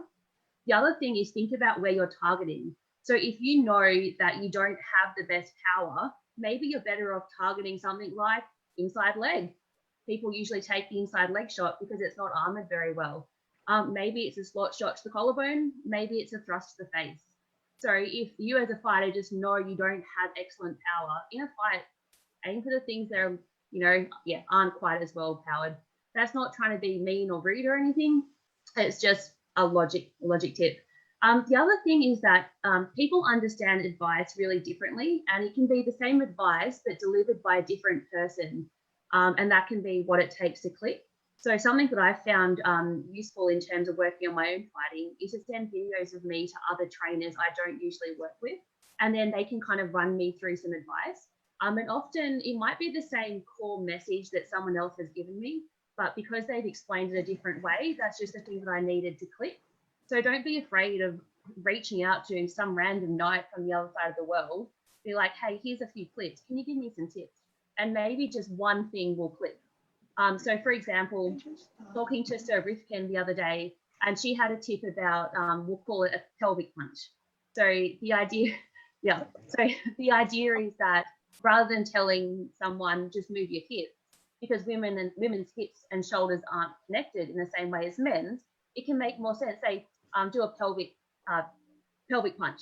So I tried that on my squire and another friend yesterday, and both of them got it instantly. So when you're lining up with the pel, think about doing pelvic punch towards your target. And we might do some videos on our Facebook page just to explain that a bit better. But yeah, so just reach out to other people for tips. So we're going to go to our next question now. This might sound a little bit repetitive, but we're still going to answer it. So this is from Emma Hatfield, and it's, I've been struggling with basic sword work ever since I started fighting 6 years ago, and I still can't throw a good shot even on a pel. Do you have any advice on troubleshooting power generation for women? Very specifically, don't lean back. We have a really bad tendency, I've noticed, especially with shorter fighters, is that slight lean, and we end up back on our heels, goes a long way to taking the power out. So if you concentrate on bringing your body forward and you're nice and balanced, you will actually be surprised how well that contributes to increasing your power. Secondly, I prefer to see the weapon as a whip. So actually trust the shot, throw it, don't think about it, just let it go. If you have a nice, so back to my previous comment, having a nice loose grip, a lot of times what we'll see is that a demonstration will be thrown and you have to throw the shot like this, which is kind of like that. I don't know about you, but that actually physically doesn't work for me. So when I learned both to stay centered and to have a nice loose grip, and then once I set it in motion to let it go and catch it essentially at the end, that went a long, long way to getting my power sorted out. You don't want to have a stance that's necessarily too wide, and massive your weapon. So again, have it something be consistent, consider where its balance point is. Those are sort of the big things that have worked for me. Right. So it's really hard to diagnose what an individual is having difficulties with without actually looking at the individual. So go ahead and share a video if you want to with some of us. We're happy to help you diagnose it. But there are some things that we can regularly see are issues. So Kira pointed out a few of them. But first and foremost, start with realizing that you can throw a killing blow in any kingdom by any standard. I have fought in Atlantia, I have fought in the West, I have fought in the East. Trust me, you can hit a killing blow. So know that to begin with. So you may have to get there a little differently than some of the guys do. You may have to change your foot stance. You may have to change the grip that you're using on your sword. There's a realization, one of the early realizations was that men often have this kind of grip where the sword is about 90 degrees to their forearm. Women often have this grip where the sword is about 135 degrees to the forearm. And that makes a difference about the timing of a blow. And when the timing is different, the blow is going to land differently. So there's little things that can be adjusted. Kara's absolutely right about throwing a loose grip. And at the moment that the blow hits, your hand has to be closed. And whether it's in this configuration or this configuration, it's got to give you that solid transfer. The trick is to transfer your largest muscle group, which for most women is in their legs, up to the sword and allow the power to go out the sword. Now, fortunately for women, they have some amazing connective tissue across their hips where a lot of the guys don't. So they have the ability to connect those really large leg muscles up through their hips, up through their body, and throw it into their opponent. And that's the technique you're going to have to learn, but realize that you may just have to get there a little bit differently than some of the people next to you. Again, it comes down to working with your own body, not trying to mimic the guy next to you. Excellent. So, oh, sorry, does someone else want to jump in? Nope. All right, the next question. What training advice would you have for someone who moves frequently and or has no experienced fighters close by? That's from Rebecca in the West Kingdom.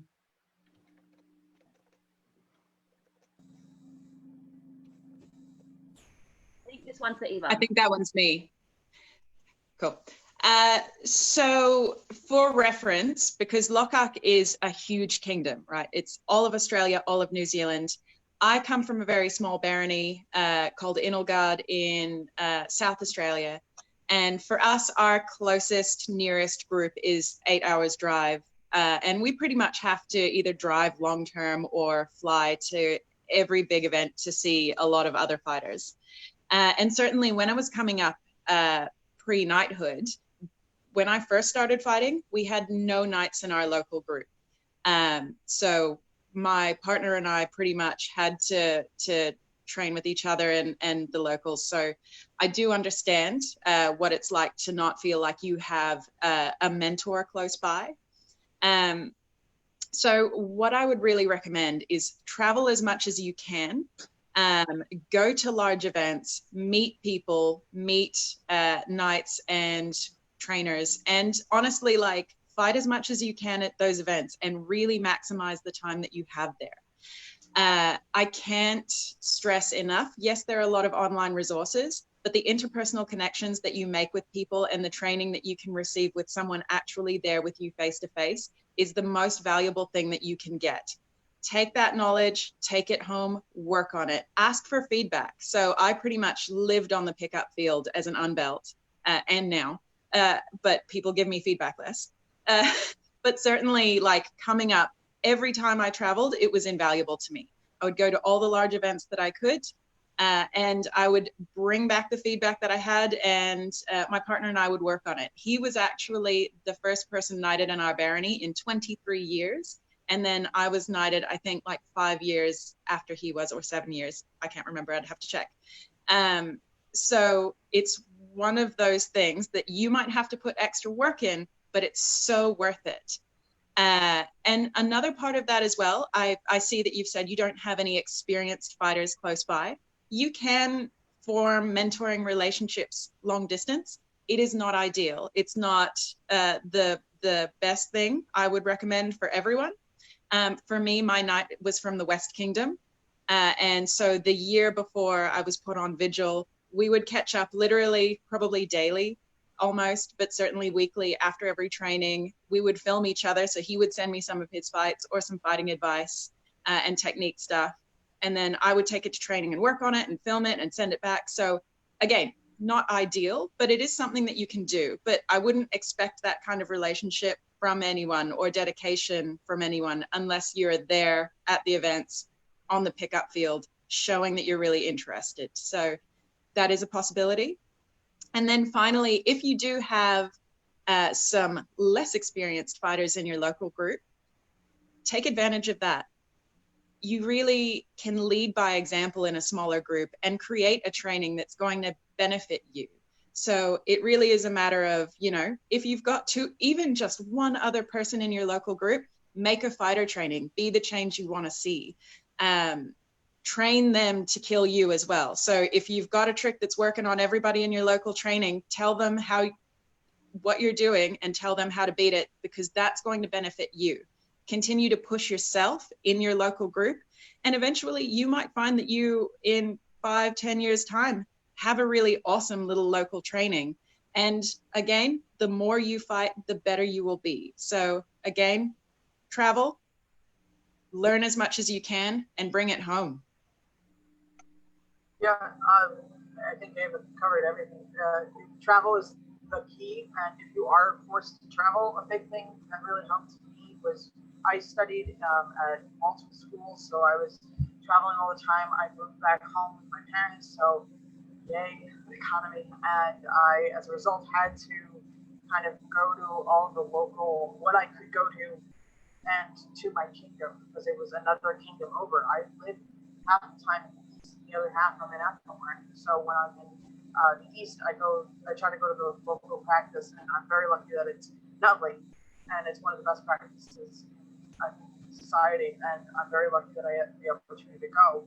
But I was introduced to it while I was still living Athlone, and while I was there, I traveled on average, I think I traveled 6 to 8 hours every weekend or 3 weekends, which is really stupid and really insane. But I recommend the travel so much because it will push you to meet new People push you to go to new kingdoms. Like I was very fortunate that I had the time to be able to travel to the mid-realm and fight in Candlemas and Christmas tourney. And I was able to go to the East Kingdom and go to Roses, and I was able to go to all of these different events from Burka to Mudba, and all these events where there are these top-level fighters who are going to push me to be better, and at the same time be able to go to local events in Applemark, such as Ice Dragon and the Christmas tournament and the New Year's tournament and all these different things.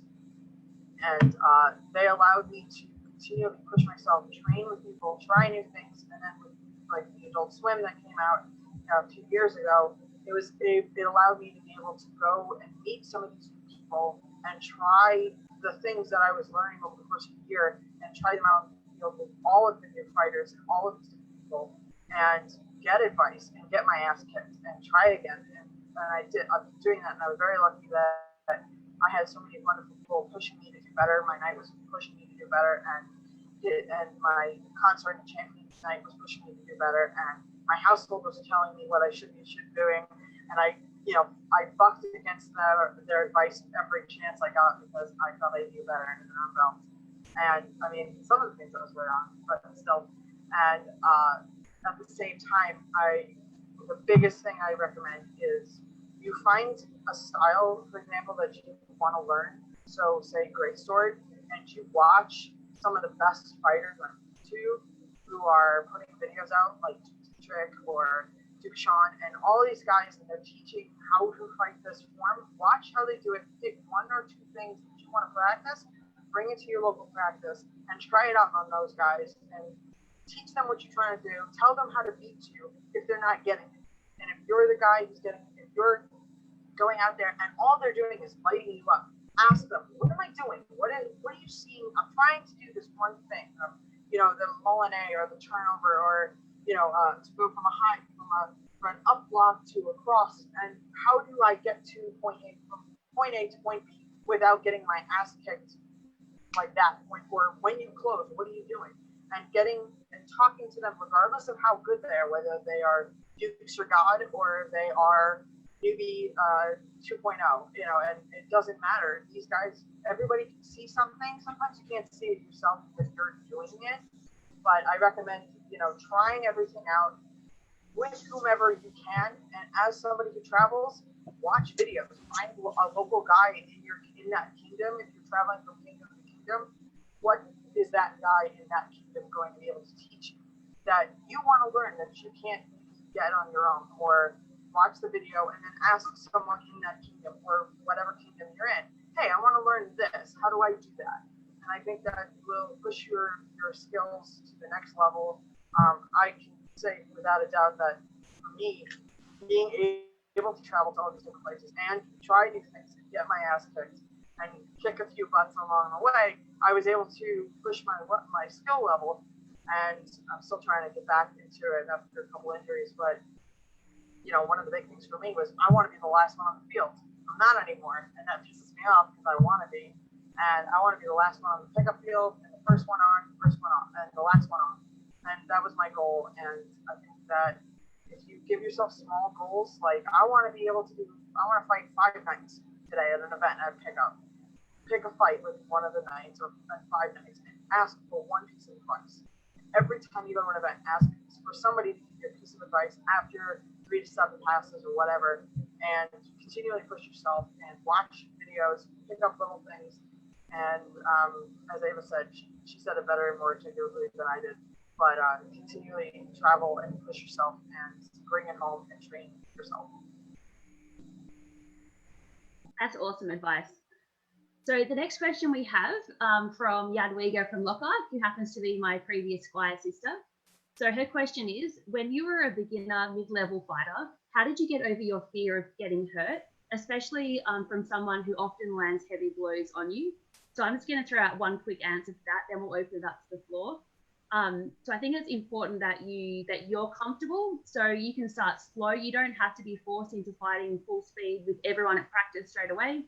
Just take it easy. Like, we do this for fun. It's not meant to be scary. So just work your way up. Maybe do some 3/4 or find your safe people who you know, like they're probably local knights who you know have excellent self-control. They're not going to hurt you. Just fight, work your way up. Just remember, it's meant to be fun. It's not meant to be scary. Just take your time and ease into it. Go fight your friends. Work your way up from there. So who would like to answer this one first? Just give me a wave. Alina, can we throw to Alina? Sure. Thanks. So one of the things that you have to realize is one of the rules of the list says you don't have to fight everybody. And if somebody consistently hits too hard, particularly if they regularly injure people, don't fight them. Period. Hitting people too hard is actually a lack of control on their part. So go ahead and say, you know what? Not now. I'm not up to it. Or one of the things we tell our squires in the household is if somebody is regularly hitting too hard, have them say, my knight's not allowing it. Okay, not for now. And don't be afraid to refuse a fight. Sometimes if somebody is hitting too hard, actually hitting too hard, other people will notice it too, and they have no motivation to change that until they break their toys and nobody wants to play with them anymore. So don't be afraid to refuse a fight. And there will come a point in your skill when you are good enough that you can go and fight that person and be comfortable with it. Maybe they've learned some control. Maybe you've learned how to block better or be able to deal with that kind of fight better.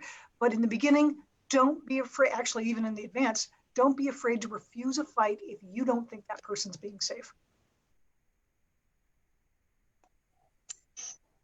Hi, Jazz. So one of the things that I consider, I didn't necessarily really have a huge intimidation factor. And the reason is because I've definitely considered the rules that we're working under. I know that, yes, there are a lot of much bigger, burlier fighters, but because of our armor and weapon standards are fairly safe, I know that they're not going to grapple me. They're not going to push me over. They're not going to punch me or kick me. That really gave me a sense of safety of going, our rules are such that they're not going to really overpower me physically. So as long as I'm sort of feeling confident in my defense and my offense enough that I'm actually having a little bit of fun, that was a huge factor for me, realizing not necessarily trying to fix that mental game, but certainly the times that I haven't felt safe is when somebody is breaking the rules. And that was more of an understanding for me of, oh, that's why I'm freaking out, is because normally I'm so calm. But when something goes wrong, it can be a huge emotional shift. So certainly I have experienced something similar. So just remind yourself you are safe. But having said that, if you are feeling hurt, as Elena said, it might be a conversation you want to have with your opponent as well of, dude, you're hitting a little excessive. If you feel that they are. If you feel that they are hitting you good, not excessive, and it's hurting you in your armor, change up your gear. I specifically never used to have, I went without hip armor for a while, and like I said before, I took a shot to the hip that sort of spasmed my leg and stopped me from being able to stand up for 2 seconds, and that freaked me out. And I've been hit in the shoulder so hard that it's sort of put me out of training for a week. So for me, it's a matter of, once I am fully armored, I feel more secure. So if you're getting hurt by decent shots consistently, just upgrade your armor until you feel like maybe you don't need that, and then you can get rid of it later. But I would say put more armor on, whatever's going to make you feel secure. To add on, because everybody's saying brilliant things, my big takeaway was, for a long time I would hate fighting glavists, because every single time I got either a chipped tooth, or I got my nose smashed, or I got knocked around, or I got a concussion, and it just got to the point where it was armor for a while, but then it's not armor because it's different armor, and I'm still getting hurt.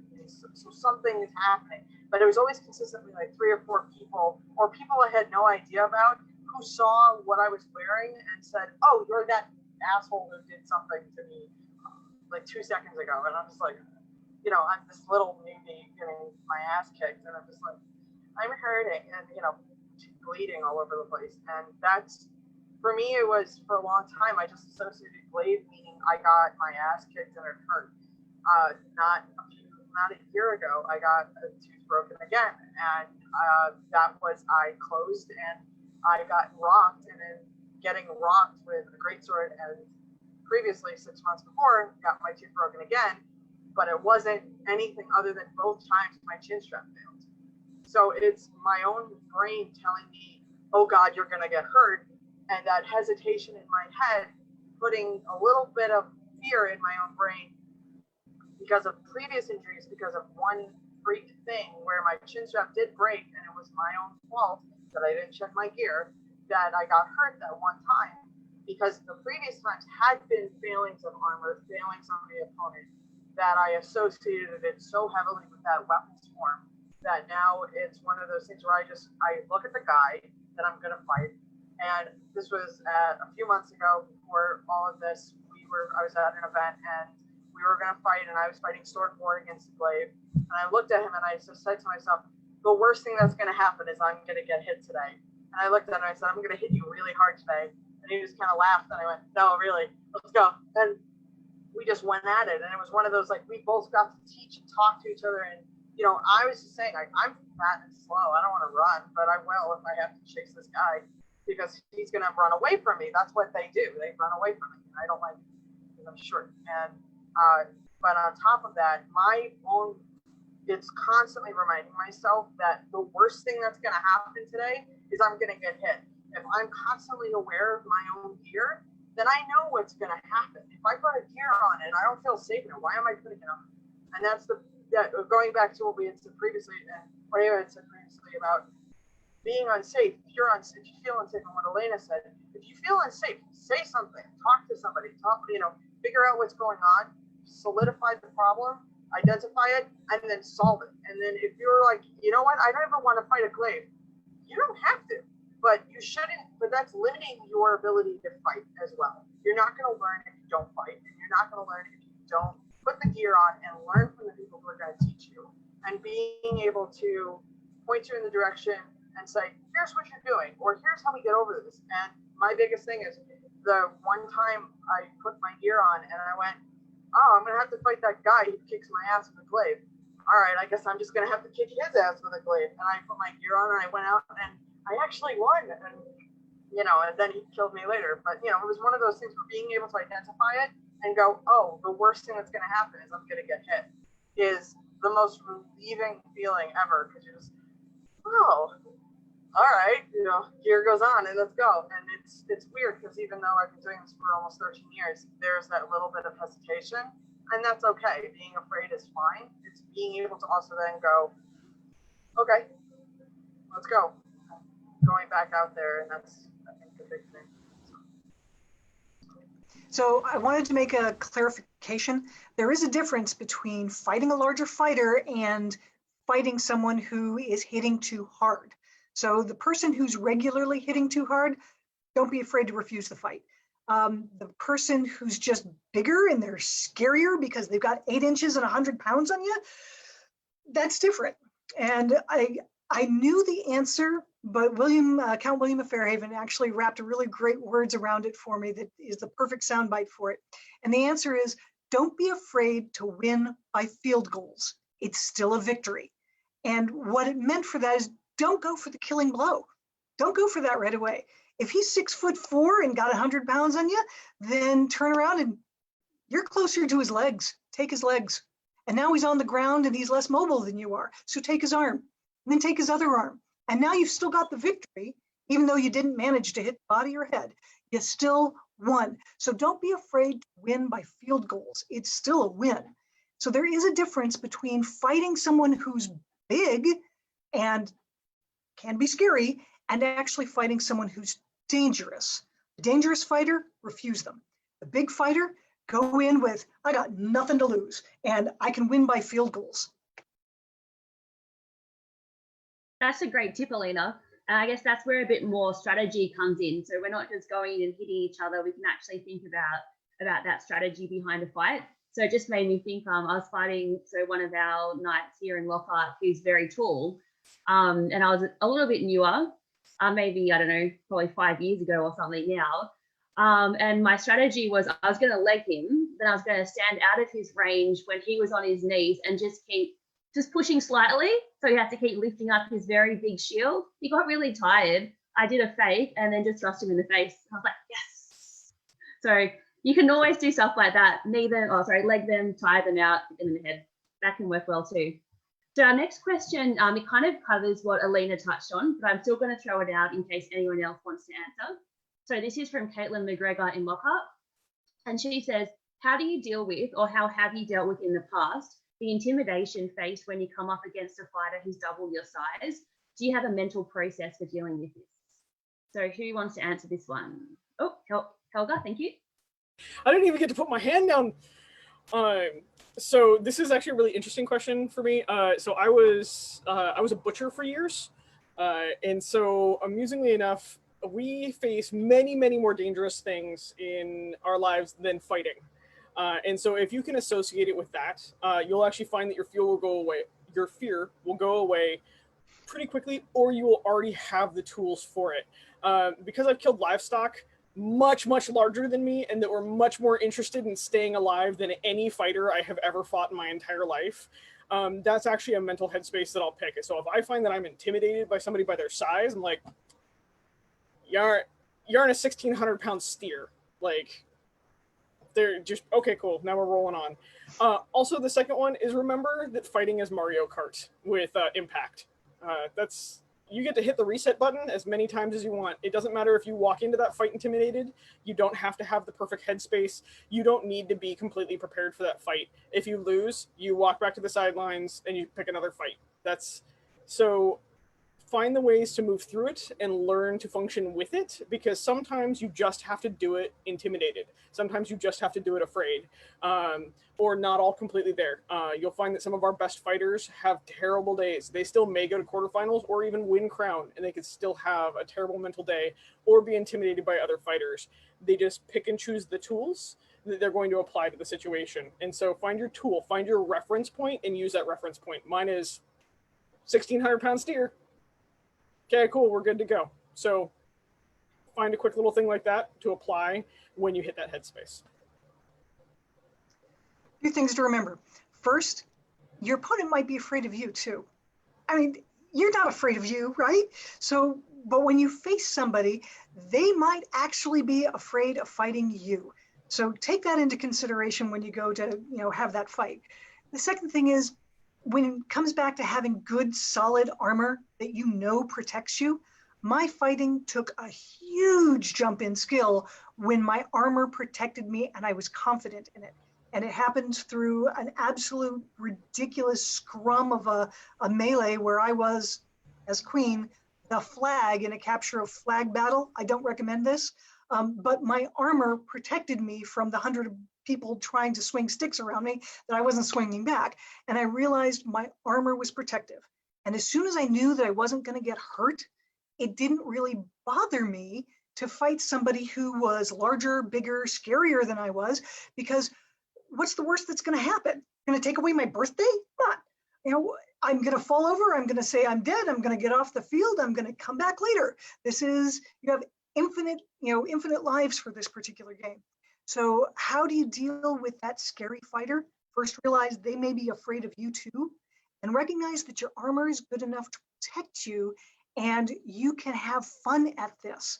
The other piece is, of course, win by field goals when you need to. But those are the big tips for walking into that really hairy, scary fight.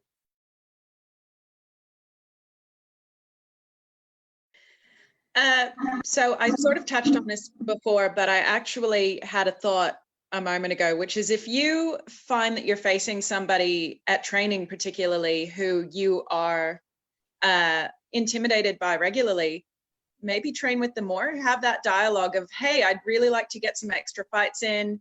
I do find you a little bit intimidating, and go through those fights. I'll be honest, and I did say before that I don't really feel intimidated, but I realized that I've been training with my partner, who is a very experienced and very good fighter, my entire fighting career. And one of the things that he talks about is he's going to be the scariest guy for all of his squires and all of the locals at training, so that they never feel that freezing fear when they travel interstate and fight bigger fighters. And for me, I really do think that that probably worked.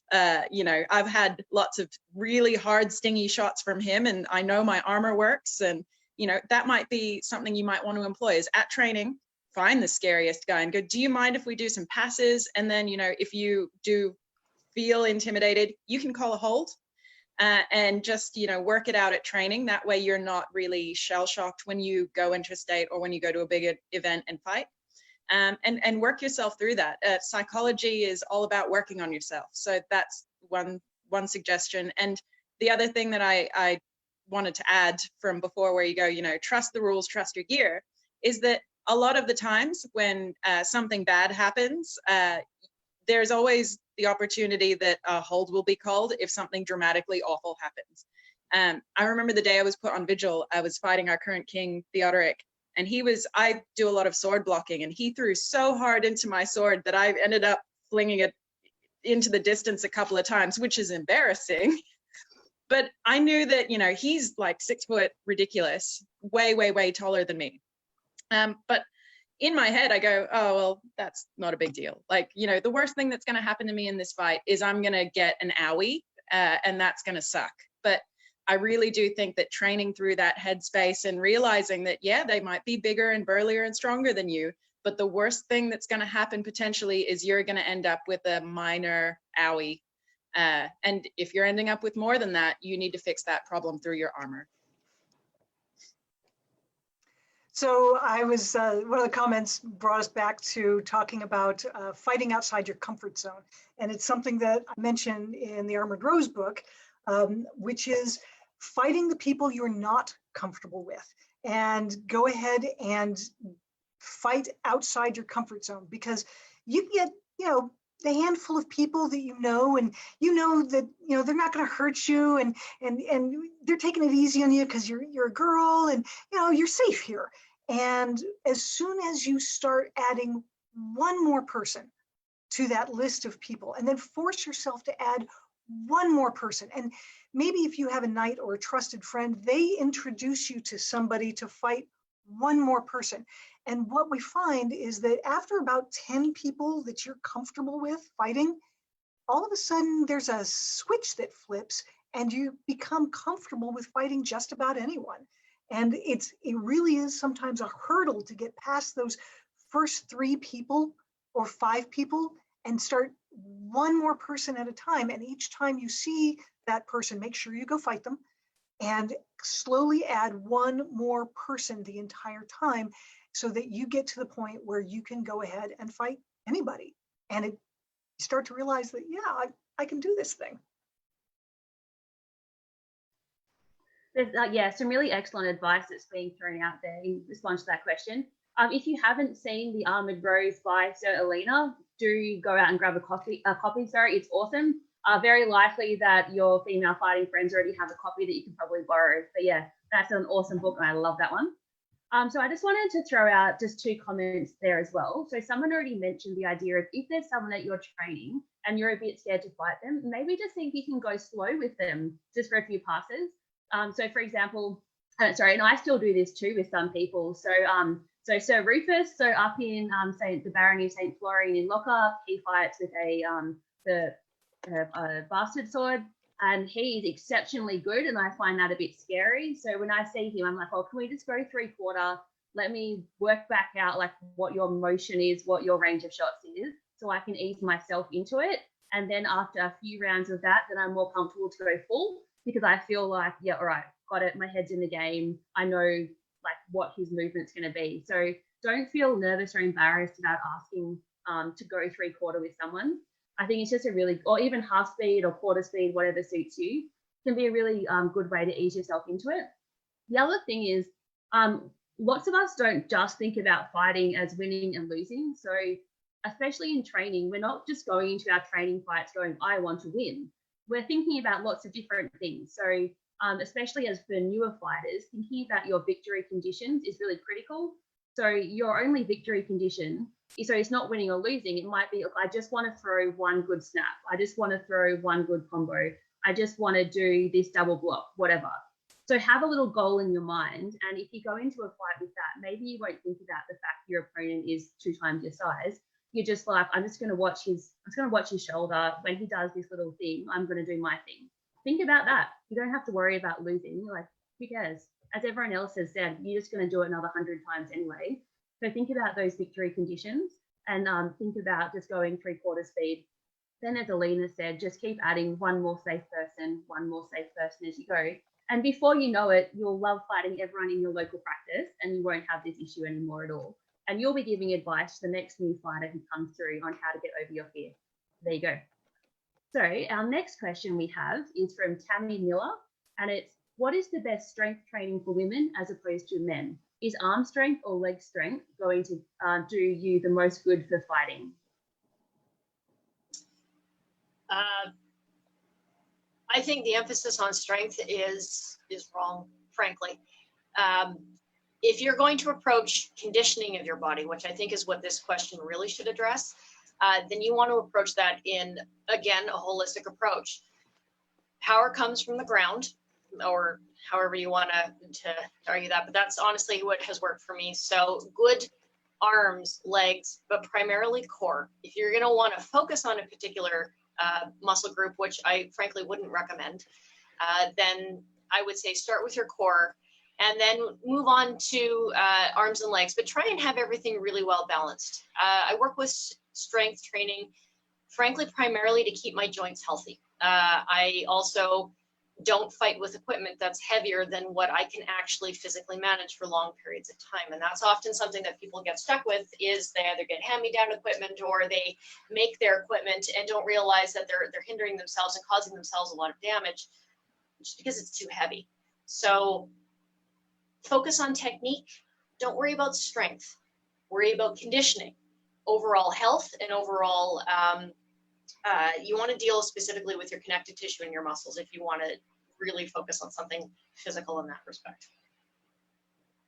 Yeah, I agree wholeheartedly. It's not just one muscle group that's important, it's the whole body as well. It's also what you're doing to keep yourself limber. You have to stretch. I cannot stress that enough. I don't stretch, and I can tell you it's stupid, and I always regret it. And if I do stretch, I always fight so much better. I feel much more relaxed. But the big thing for me is core and upper, and my ass is gluteus maximus should be strong.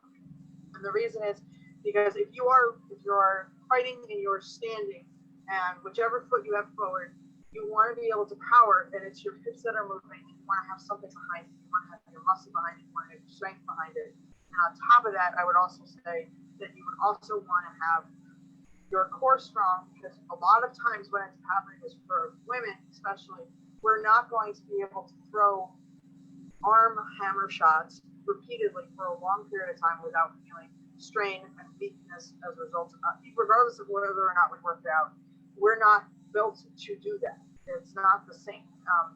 I'm pretty strong in the upper body, but I especially now that I've had some shoulder injuries, I can't do that as much as I used to. I did 14 years of softball and 10 years of diving before I started fighting.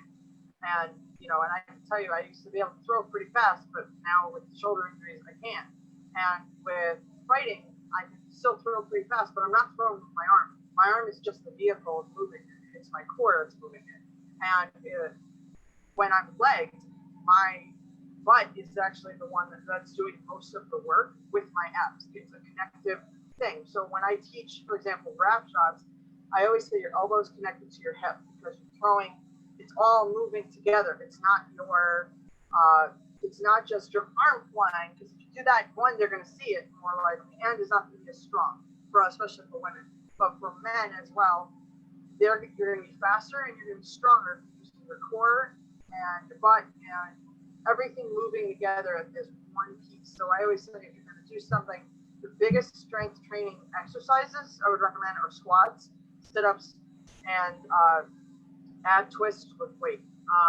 Should be doing weight training as well, flies, but chest presses, cleans, all those. I think like high intensity workouts are great because they're short, but they're intense. I mean, clearly it's in the name, but what it does is it's really great for training the endurance, because you go from, it's only 10 seconds of really intense workout maybe, but it's 10 seconds and you've got to be right every single time. And it forces the training. It's the same thing with fighting.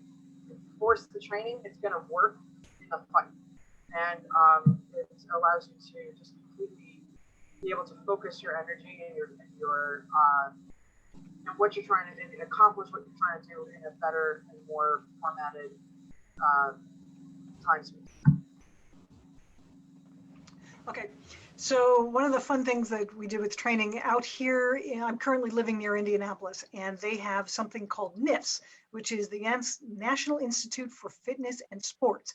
And their sole job is to make you better at your sport, no matter what it is. And it's where the Olympic athletes go to train for their sport.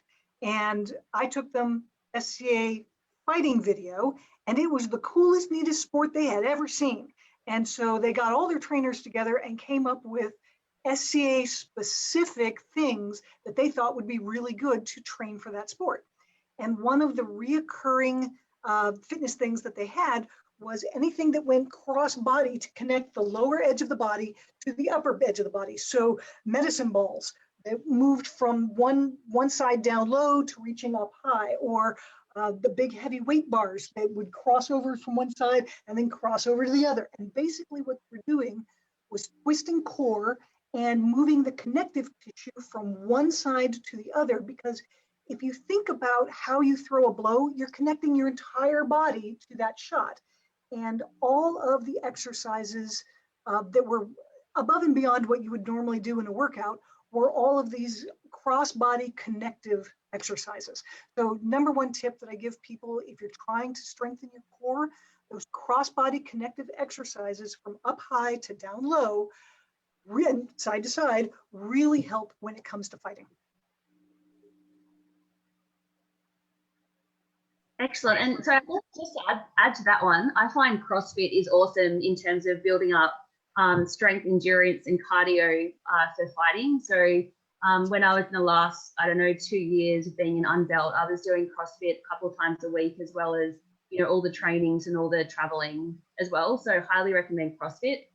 In terms of during the lockdowns, the Center 6 app has been quite good. So they do a whole bunch of online workouts too. You just need to have some dumbbells. So if you're looking for ways to keep working out, I'd recommend, Center 6 or CrossFit remote if you can do it.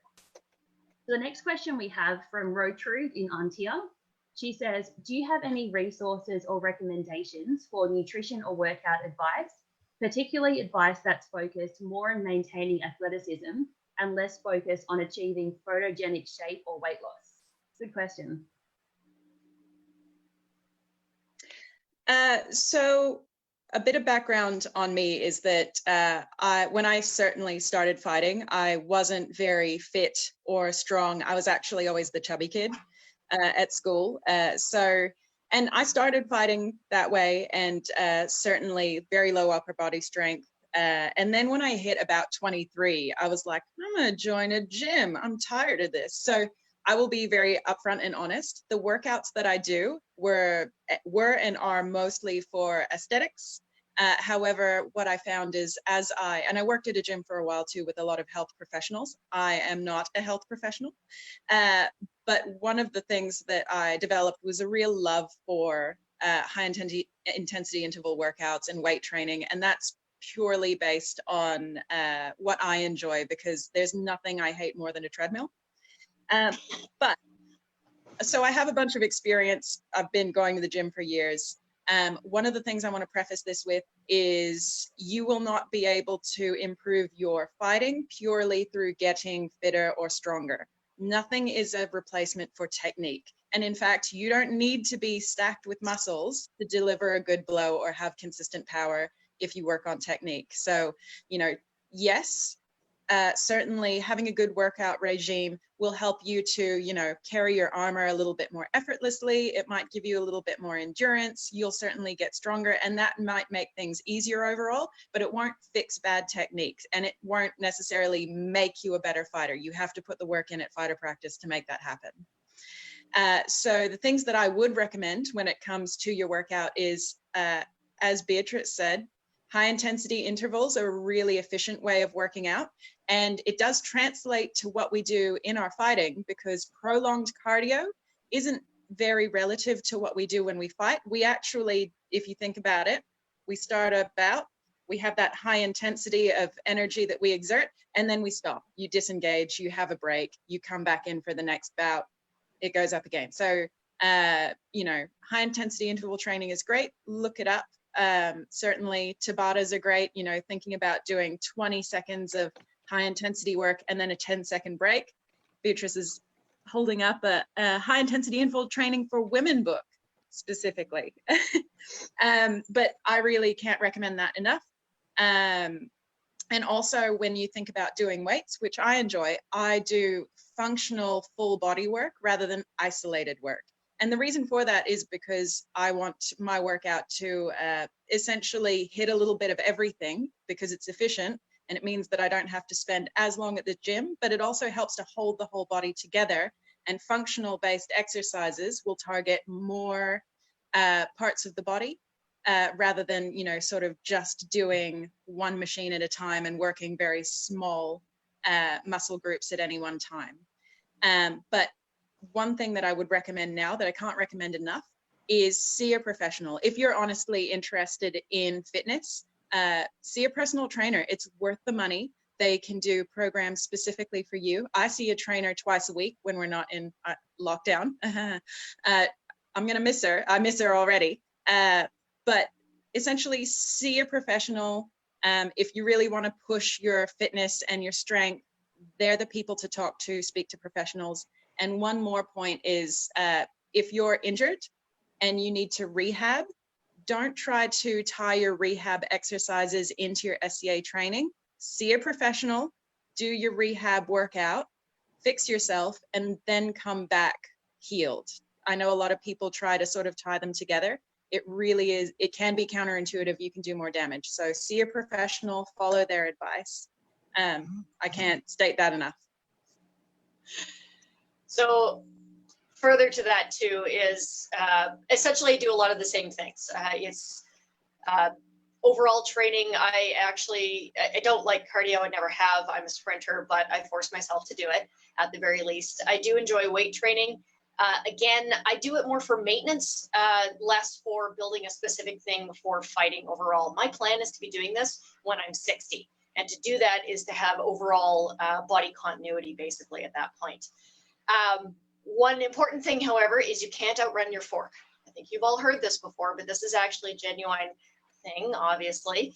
Obviously, there's more to it than that, but nutrition does obviously go hand in hand with how you choose to work out, specifically. Short of going to professional and arranging both your exercise and your nutritional habits, take a look at what it takes essentially to fuel you comfortably. This is something you can essentially do on your own. A little bit of research. Personally, I find that if I haven't eaten a proper meal the night before a major tournament, I will bottom out really, really badly.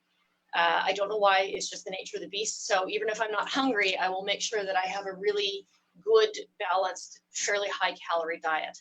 Outside of that though, I really try to maintain a good balanced diet, eat your veggies, you know, if nothing else, if you don't want to get into a high regime or you can't, at least go out for a walk.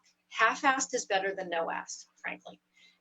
You're not necessarily going to be an Olympic athlete, but make the effort. Even going out and doing that 5-kilometer walk every day will go a long way to helping your body and your overall longevity. I'm good. Awesome. Thanks, everyone. So we've got 3 questions left, just to let you know. I just wanted to throw out just a couple of quick comments. So we've got an internal chat going for this little video. And sorry, one of the things that was reiterated was if you are injured, you must take the time to properly do your rehab. Don't come back too early because it will just shorten your fighting career. It's not worth it. Just take the time, take the 6 weeks, 6 months, whatever it is, do the rehab before you come back. You don't get points for fighting injured. It's just stupid. So don't do it. The other one was a comment from Alina, and that was she said, I always say do one more when you're ready to quit the list. Do one more pass, one more push up, one more set. Forces me to work harder. I think that's an awesome tip. For me, it was all like that little thing I needed to just push that little bit harder in CrossFit or fighting, whatever, was like, do you want to be a knight or not? And that's just what was going through my brain when I was towards the end of the session and I was dying, like I couldn't drag myself off the floor. And it's, do you want to be a knight or not? And that's just what that would play in my head. And even now, it's like, are you a knight or not?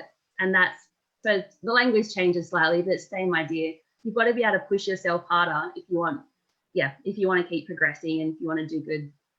So the next question we've got is, based on what you know now, what do you wish your first teachers in the game had done differently in your training? And that's from Benjamin in Meridies. So what I wish my trainers had done differently was focus on my mechanics and not my strength. I am built like a little brick shit house. Even my physical trainer tells me that all the time. She's just like, you're just a little brick. Go be a brick. You're never going to be skinny or anything else like that. But I grew up a ranch chick and lived that lifestyle. So I could throw, even being 5'5", I could throw with power like out the gate. But I threw with terrible mechanics. And that terrible time to get pretzels. But I threw with power basically out the gate, which actually very much so hindered my later fighting when I actually lost the strength due to injury. And so I really wish that had been the first focus instead of just being like, oh, you've got enough power, we're moving on. Two things, actually, very specifically. The first, don't overpraise. And which sort of ties into the second one, which I term baby elephant chaining. But for a long time, and the idea essentially was to foster my success. But the problem is that initially I was being allowed shots that guys would take in practice, but they wouldn't take in a tournament. And I would do wonderful in practice, and then I'd get into a tournament and get my ass kicked, and nobody would take my shots. And it actually took me a lot of years to get over that. So praise honestly. If they've done a good job, awesome. But if they haven't, work with them to make it better. And if you will not take the shot that person has delivered in a tournament, don't take it in practice. So I'd like to flip that question upside down just a little bit. Something that one of my very first trainers did that was good was that he made me useful first. I wanted to fight Florentine. I so wanted to fight Florentine.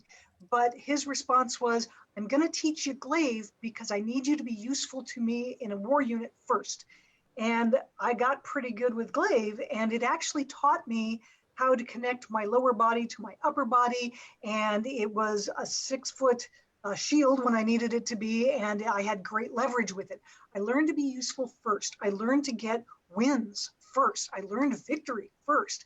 I learned the mindset of victory early on because my trainer went against what I wanted and went for what would actually be good for me. I appreciated that he trained me like any but the other squires when it came to praising what was right and correcting what was wrong. I appreciated that he changed it up to be effective for me. What I wish I had had from other trainers when I moved on from Duke Aaron Brett Gordon and Trimaris was I wish fighters would have recognized earlier on that I'm unique and that everything I do has to fit me. And that's true for any fighter, but it's difficult to find good trainers, people who will bring out the best in you, not just teach you what's good for them. So the big thing is finding the good trainer that will bring out the best in you. And I was very, very lucky to find good trainers and work with them. I unfortunately had a very bad couple of years. The first couple of years, the first person who was teaching me said, "Oh, you have a lot of natural talent," and then he did nothing to really teach me how to do much beyond just kind of be somebody he can use in the shield line, and not even just use. He had me stand still and then pushed me into a fight because he wanted to just like throw bodies at something. It ended up being more that I was being taught to just be I'm just meat in a shield that's going to go forward and do whatever I'm told rather than learn how to be better. And I had to kind of find somebody who was going to teach me. I found a really great knight who took me into his household, and I had a great experience after the first couple of years where I had a pretty rough time where I was basically told, well, you're a girl, so, you know, in like 3-4 years when you finish college, you're not going to be doing this anymore. You know, yes, you're involved, and yes, maybe you'll stick around, but you're not going to really, you know, be anything. Maybe you could be a knight, maybe, but, you know, not if I don't take care of you and do all these things. And it was a very unfortunate situation, and it was very complicated, but it was one of those, I was very lucky that I was able to establish what the bad habits were pretty early and know what they were and register them and be able to help try to get other people to see that, hey, there's something going on here, or that you have to look for somebody who's going to build on what you have naturally and then build you up further with what they can instill upon you or guide you to somebody who will teach you better, and rather than just use you for what they want and then get rid of you, or use you to be somebody who they don't need anymore and that they can dispose of you. And I was very lucky that I was able to find some people who were able to help me and teach me how to be a better fighter, because they were able to see what I had naturally, but I had 4 years to unlearn some really bad habits that I had built.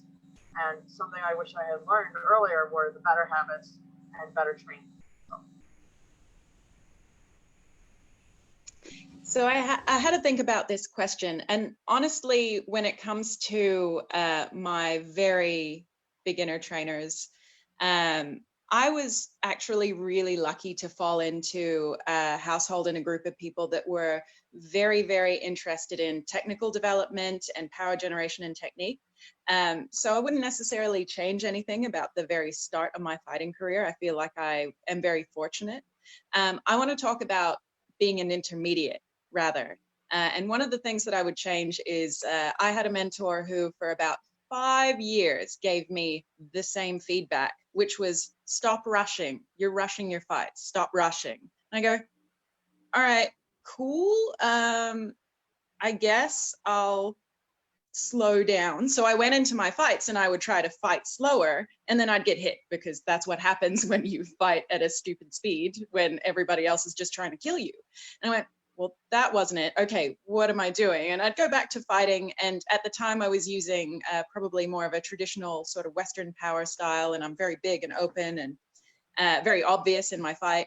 And I'd come back to that mentor and go, what am I doing? Oh, you're rushing, stop rushing. What does that mean? You have all the time in the world. Okay, I've got all the time in the world. I'm still dying. And I just never picked that up. Turns out that person actually gave about 5 other fighters the same feedback. And it wasn't until I started training with my knight, Sir Mark de Arundel, that he said to me, hey, just so you know, you don't get extra points for killing them faster. So you don't have to accept an engagement that's bad for you. If it's bad, get out of there, you know. And that completely changed the way I was thinking about the fight, because suddenly, tactically, I realized, oh, I don't have to just rush in and throw the kitchen sink at them and hope that I'm going to overpower them with my 5'8" and barely any weight of nothingness. I can actually come at it, present a threat, see what they do, and if that's bad for me, get out of there. I don't have to be toe-to-toe. And the fight can take as long as it needs to actually find that moment that I'm in the right place at the right time, doing the right things. And I have a feeling that that's what stop rushing means. But if you have a student that just isn't quite picking something up with what you're saying, re-articulate it, frame it a different way. Everyone's going to have a slightly different approach mentally to what's going to, or what they'll respond to. So I just wish that I'd had a different way of that being explained conceptually earlier on, and I probably would have, you know, progressed a little bit faster in that 5-year period. Awesome. So I'm just going to add a comment on that one as well, because I think this is a really good question.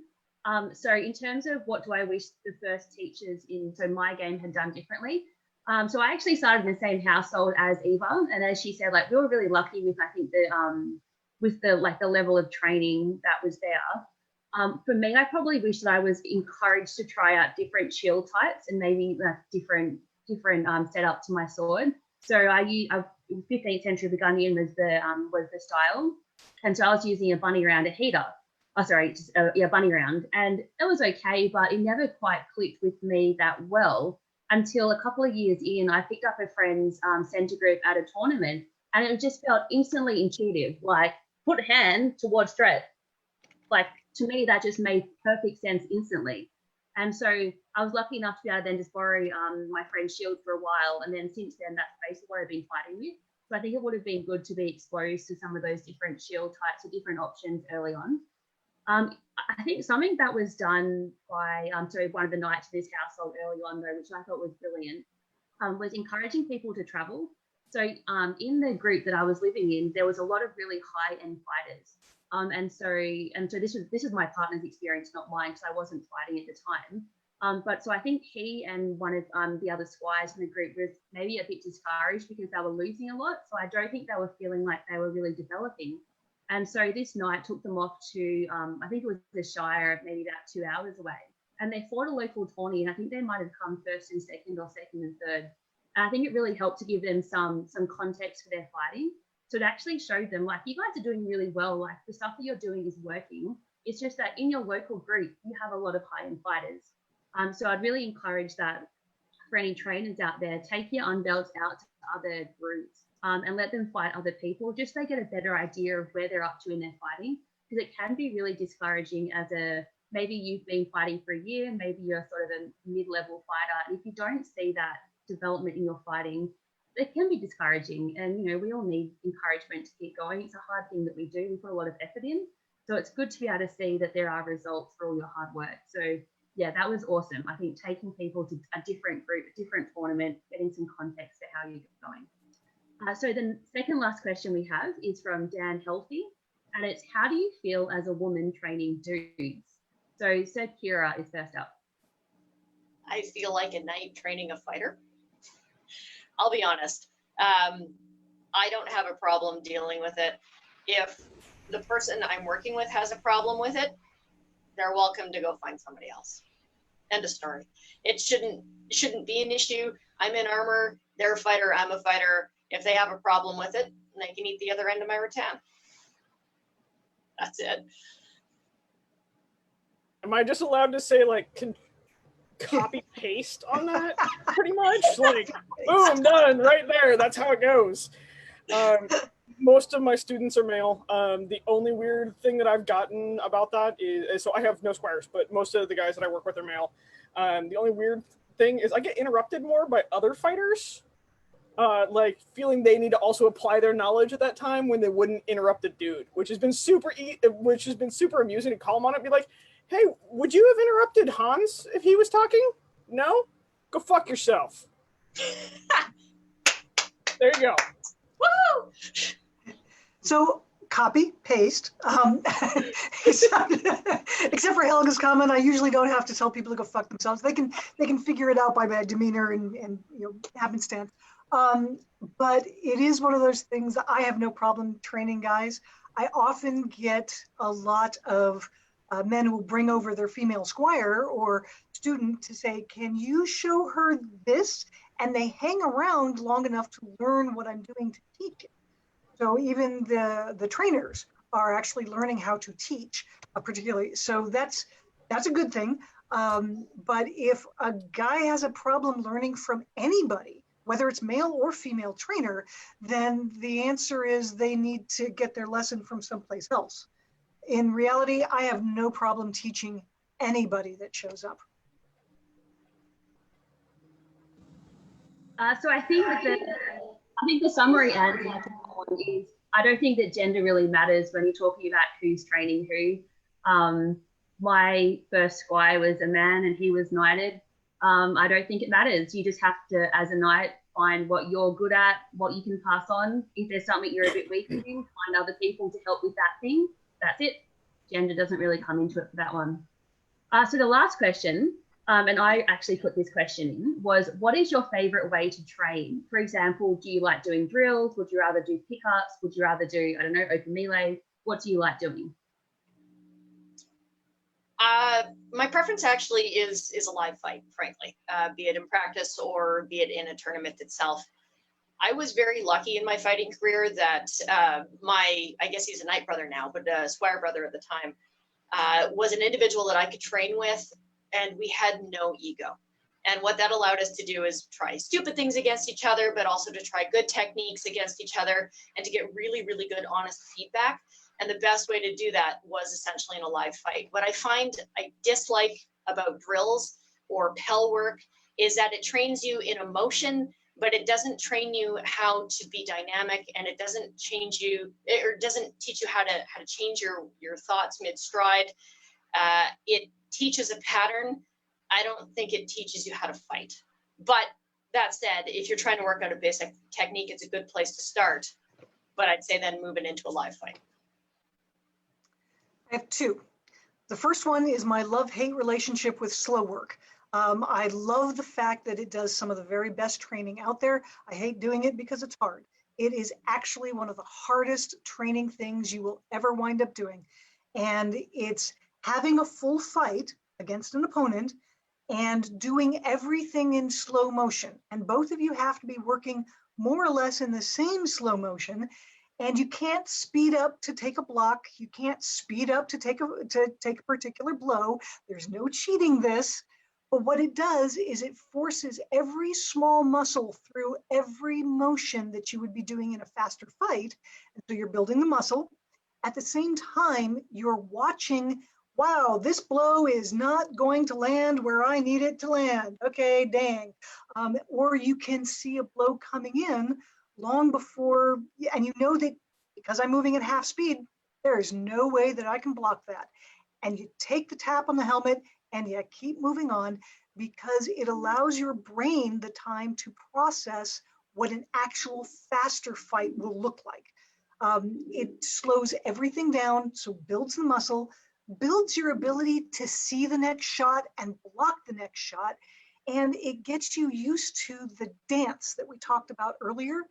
And being able to process it slower allows you to start ingraining that. So just as we previously said, the problem with drills is it doesn't give you this mental exercise. This particular one does by doing slow work. So I love it. It's also one of the hardest ones you'll learn, and it also teaches a lot of control. The second one that I like are challenges specifically that are a concrete thing that I can finish.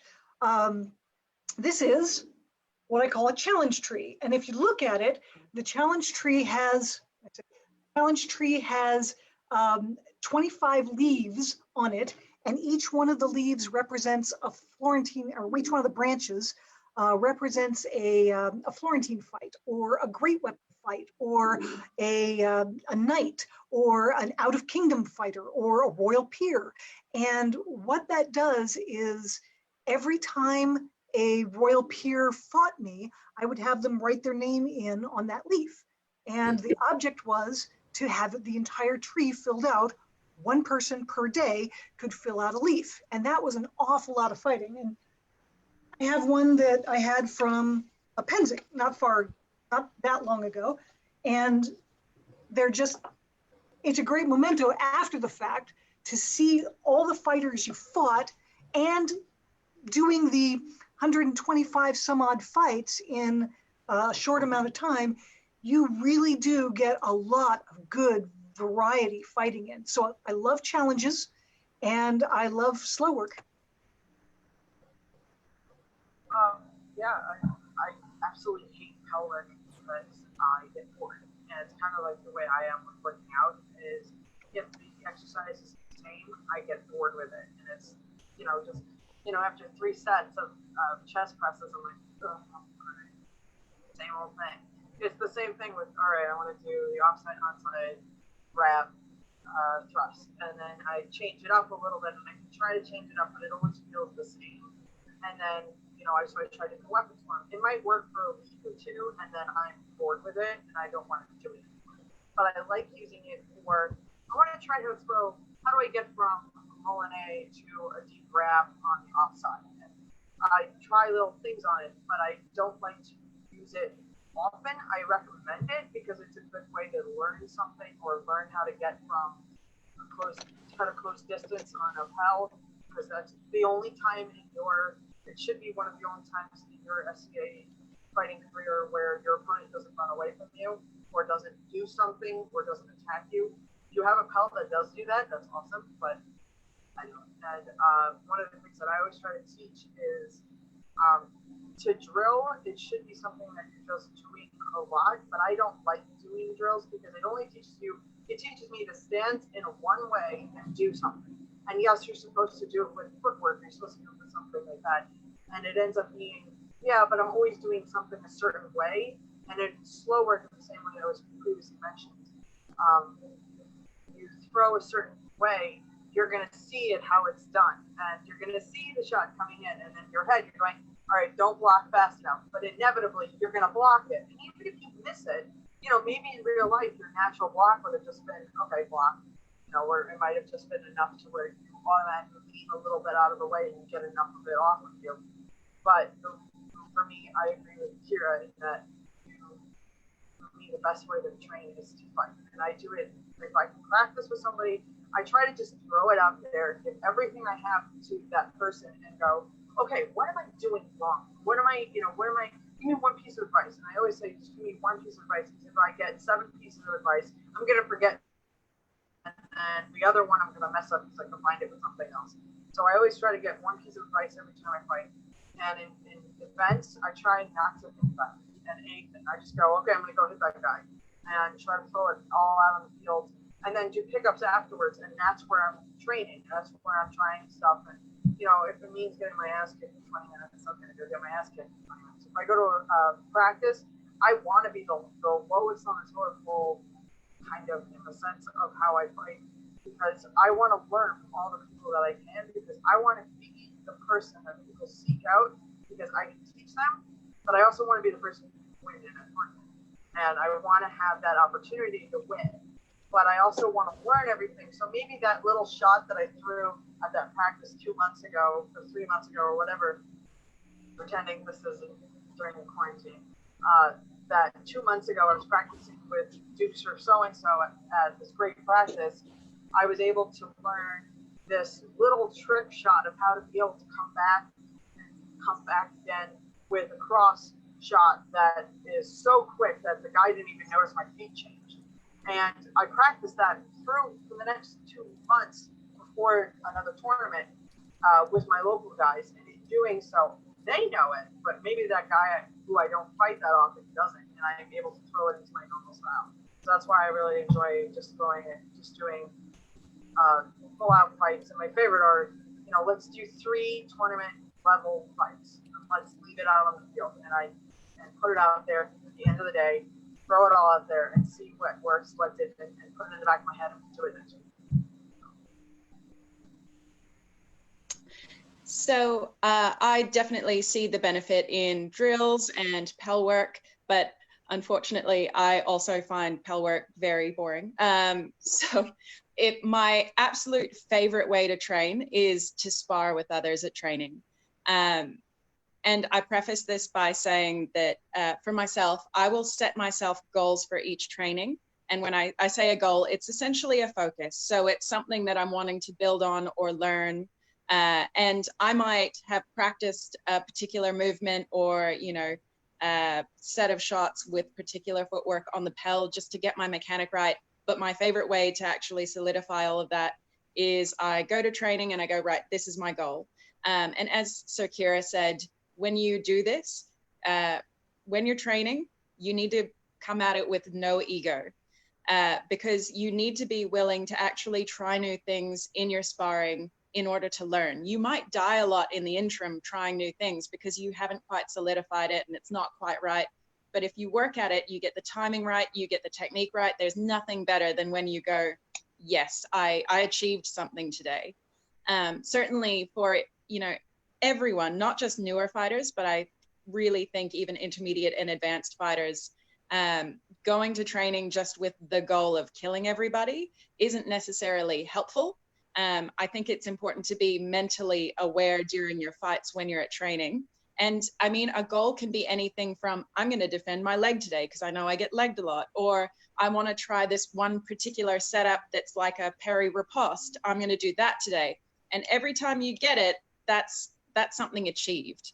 If you die while you're trying to learn it, well, at least you're putting the work in to try and improve yourself. One of the things that I would definitely say to that as well, that I firmly believe, is that remember that when you are bested, especially at training, every time you're bested, that is a gift. And you should talk to your opponent and go, what did you do to kill me? Because that's the way we get better. It's the gift of knowing something that you can actually improve. Because if you're at a point where you can't push your fighting, it becomes less fun. And, you know, fighting should always be fun. It should be a challenge. You should continue to challenge yourself. So that's my favorite. Go to training, set up goals for myself. I'll achieve some. If I don't, I'll put it off to the next week and keep working on it. But I'm constantly shifting the things that I'm working on in real time with my opponents. Okay, so mine actually falls into the idea. I'm going to sound like a Duke Sean mouthpiece for a moment. Is victory conditions of setting goals while training, and so victory conditions are exactly what Eva was talking about. Of like, I have this goal in mind. I am going to work towards this goal. All other things are kind of accidental in the process. And so my favorite way of training is actually like a focused fighting with managed breakdowns in between. So it's like, go have 5 fights. Break off, pop helms, talk. If there's video, go over the video real quick, make adjustments towards those victory conditions, and then go back and do another set. This is my favorite way because it's very, very focused on like correcting mistakes in time. And I really like it when I have an outside set of outside eyes on it also. It's one of my favorite things to have Vivek watching my fights and giving me that feedback right then and there, so I can then go put my helmet back on, go to the next round. And so while I'm a very big proponent of pel work, slow work, everything else like that, like please do all of this. It gives you different training forms. My favorite is 5 focus fights, breakdown, go back to fighting, and a hyper focus on those victory conditions so I can then correct what's going on versus just kind of flailing around and hoping that, you know, eventually I'll get better. I cannot express how much I love the concept of victory conditions. Absolutely. To piggyback a little bit more onto that, take victory conditions to the next level. Do not confuse success with winning. They're 2 different things. You can be an extremely successful fighter, but maybe you might not be winning every fight that you go out and fight. Take your victory conditions and move them towards your steps to success. And through your various successes, you will become a better fighter. As you get better, you will win more fights. Don't confuse the 2. All right, I'm good. So I think that's a really critical point that the last few people have made. So ego is really one of the biggest barriers that people are going to face in their improvement. If you're not willing to lose, you can't improve. If you're not willing to try something new, even if you've been fighting for 5 years, 10 years, whatever, then you're not going to get good at that new thing, and you're not going to be able to keep going. So it's really important that you get used to the idea that this isn't about just winning and losing. It's about learning. And as someone else said, Eva said, losing can be a gift in itself. Just a quick thing on training. So Eva talks about this too, about having specific things in mind when you're training. What I like to do is self-analysis. So I'll go through every 6 months or so, and I'll write a list of the things I'm doing really well and the things I need to work on. And I try and pick high value things. And I'll be quite specific as well. And so I'll then pick the top 3 things off that list of things to improve. And that's what I'll be working on at training. Then once one of those things has made sense, like, I don't know, say double blocking might have been something. When I realize, oh, yeah, I'm double blocking now, sweet, that's fine. It goes off my list and I move on to the next thing. I think it's really important to know what you're trying to focus on in training. There are so many components to fighting. You can't work on everything at the same time, as Helga said. You just need to pick a few things that are high value and really focus in on those. It'll also make it helpful for people who are doing training with you, so that when they say, what are you working on, you can actually give them a succinct answer.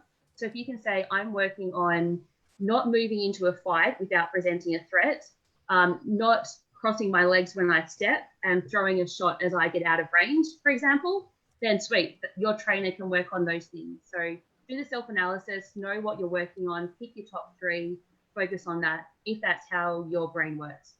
Yeah, you just have to be focused about what you're trying to improve on. So on that note, and noting that we're just an hour 45 over our time, we are going to wrap it up now. Just last call. Does anyone have any last comments from our panel they want to throw out? No? Awesome. All right. Thank you. Oh, yep. Kira. Can we throw to Kira for a sec?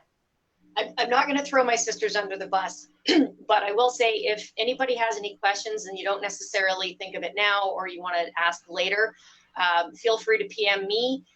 If there's somebody else you'd like to contact, absolutely send them a note. I don't think this ends here or our advice ends here.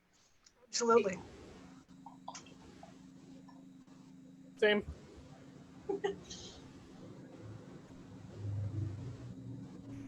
That's it. That's all. I don't have anything. Oh, okay, cool. Hang on. I think everyone can still hear me, hopefully. So just to wrap it up, so thank you again to everyone who participated today to our panel night. Thank you, Vespa, so much, our invisible producer. You have done a brilliant job as always. And thank you to our audience. I really enjoyed hearing what our panel nights had to say. I'm loving this series and I hope that our audience is loving it as well. Next week is episode 3. It will be on at the same time. And the theme for next week is headspace and fighting. In terms of where you can find this recording later on, Sir Rifkin will upload it to her YouTube channel, same as the last one, and we'll share that link. We will also be setting up a Facebook page for this series as per Sir Helga's recommendation, which was very sensible. And so all the questions we didn't get to today, we'll post up on that page and then our panelists can go through and answer them. Some of them really need a video explanation. I think you've got to be able to see the moves, so they might do that if they have time. If you have any other questions, you can post them up on that Facebook page. Thanks again to our panelists for all of your time this morning for us and evening for all our American and Canadian friends. I hope you all have an excellent week and we will see you next time. Bye. Take care, guys.